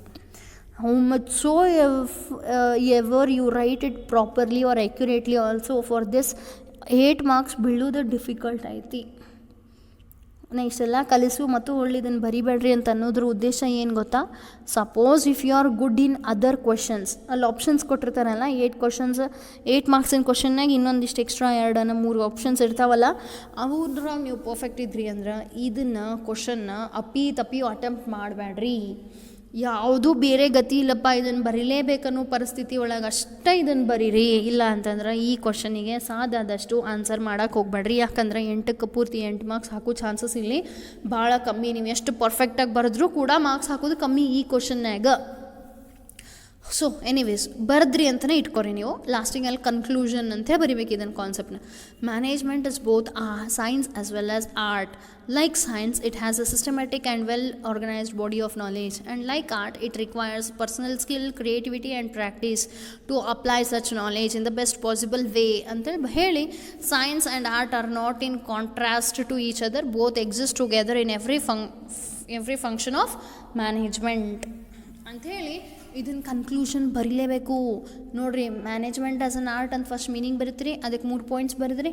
ಫೀಚರ್ಸ್ ಆಫ್ ಆರ್ಟ್ ಅದ್ರಾಗ ಪ್ರೆಸೆಂಟ್ ಅದಾವ ಅಂತ ಹೇಳಕ್ಕೆ. ಆಮೇಲೆ ಮ್ಯಾನೇಜ್ಮೆಂಟ್ ಆಫ್ ಸೈನ್ಸ್ ಅಂತ ಅಂದ್ರೆ ಮೀನಿಂಗ್ ಬರೆದ್ರಿ, ಮತ್ತು ಅದಕ್ಕೆ characteristics of the features of science are present in management ಅನ್ನೋಕೆ ಮತ್ತು 3 ಬರೆದ್ರಿ. ಲಾಸ್ಟಿಗೆ ಮತ್ತು ಕನ್ಕ್ಲೂಷನ್ ಅಂತೇಳಿ ಈ ಸೆಂಟೆನ್ಸ್ ಬರೀಬೇಕು ಕಂಪ್ಲೀಟಾಗಿ. ಇಷ್ಟ ಸೇಮ್ ಇದಕ್ಕೆ ಹೆಂಗೈತೆ ಹಂಗೆ ಬಹಾಟ್ ಮಾಡಿ ಬರೆದ್ರೂ ಕೂಡ ಇದಕ್ಕೆ 100% ನಾ ಹೇಳ್ತೀನಿ 8 ಔಟ್ ಆಫ್ 8 ಮಾರ್ಕ್ಸ್ ಕೊಡೋದು ಡಿಫಿಕಲ್ಟ್ ಐತಿ. ಸೊ ದಯಮಾಡಿ ಈ ಕ್ವಶನನ್ನು ಆಪ್ಷನ್ನಾಗಿ ಇಟ್ಕೊರಿ. ಬೇರೆ ಯಾವ ಕ್ವಶನು ಬರಲಾರದ ಪರಿಸ್ಥಿತಿ ಒಳಗೆ ಅಷ್ಟೇ ಇದನ್ನು ಅಟೆಂಪ್ಟ್ ಮಾಡಿರಿ. ಇಲ್ಲ ಅಂತಂದ್ರೆ ನಿಮಗೆ 8 ಮಾರ್ಕ್ಸನ್ನು ಬೇರೆ ಯಾವ ಕ್ವಶನ್ ಬರ್ತಿತ್ತಂದ್ರೆ ಇದನ್ನು ಅಟೆಂಪ್ಟ್ ಮಾಡೋಕ್ಕೆ ಹೋಗಬೇಡ. Anyways, this completes in brief of the chapter number 1. Thank you.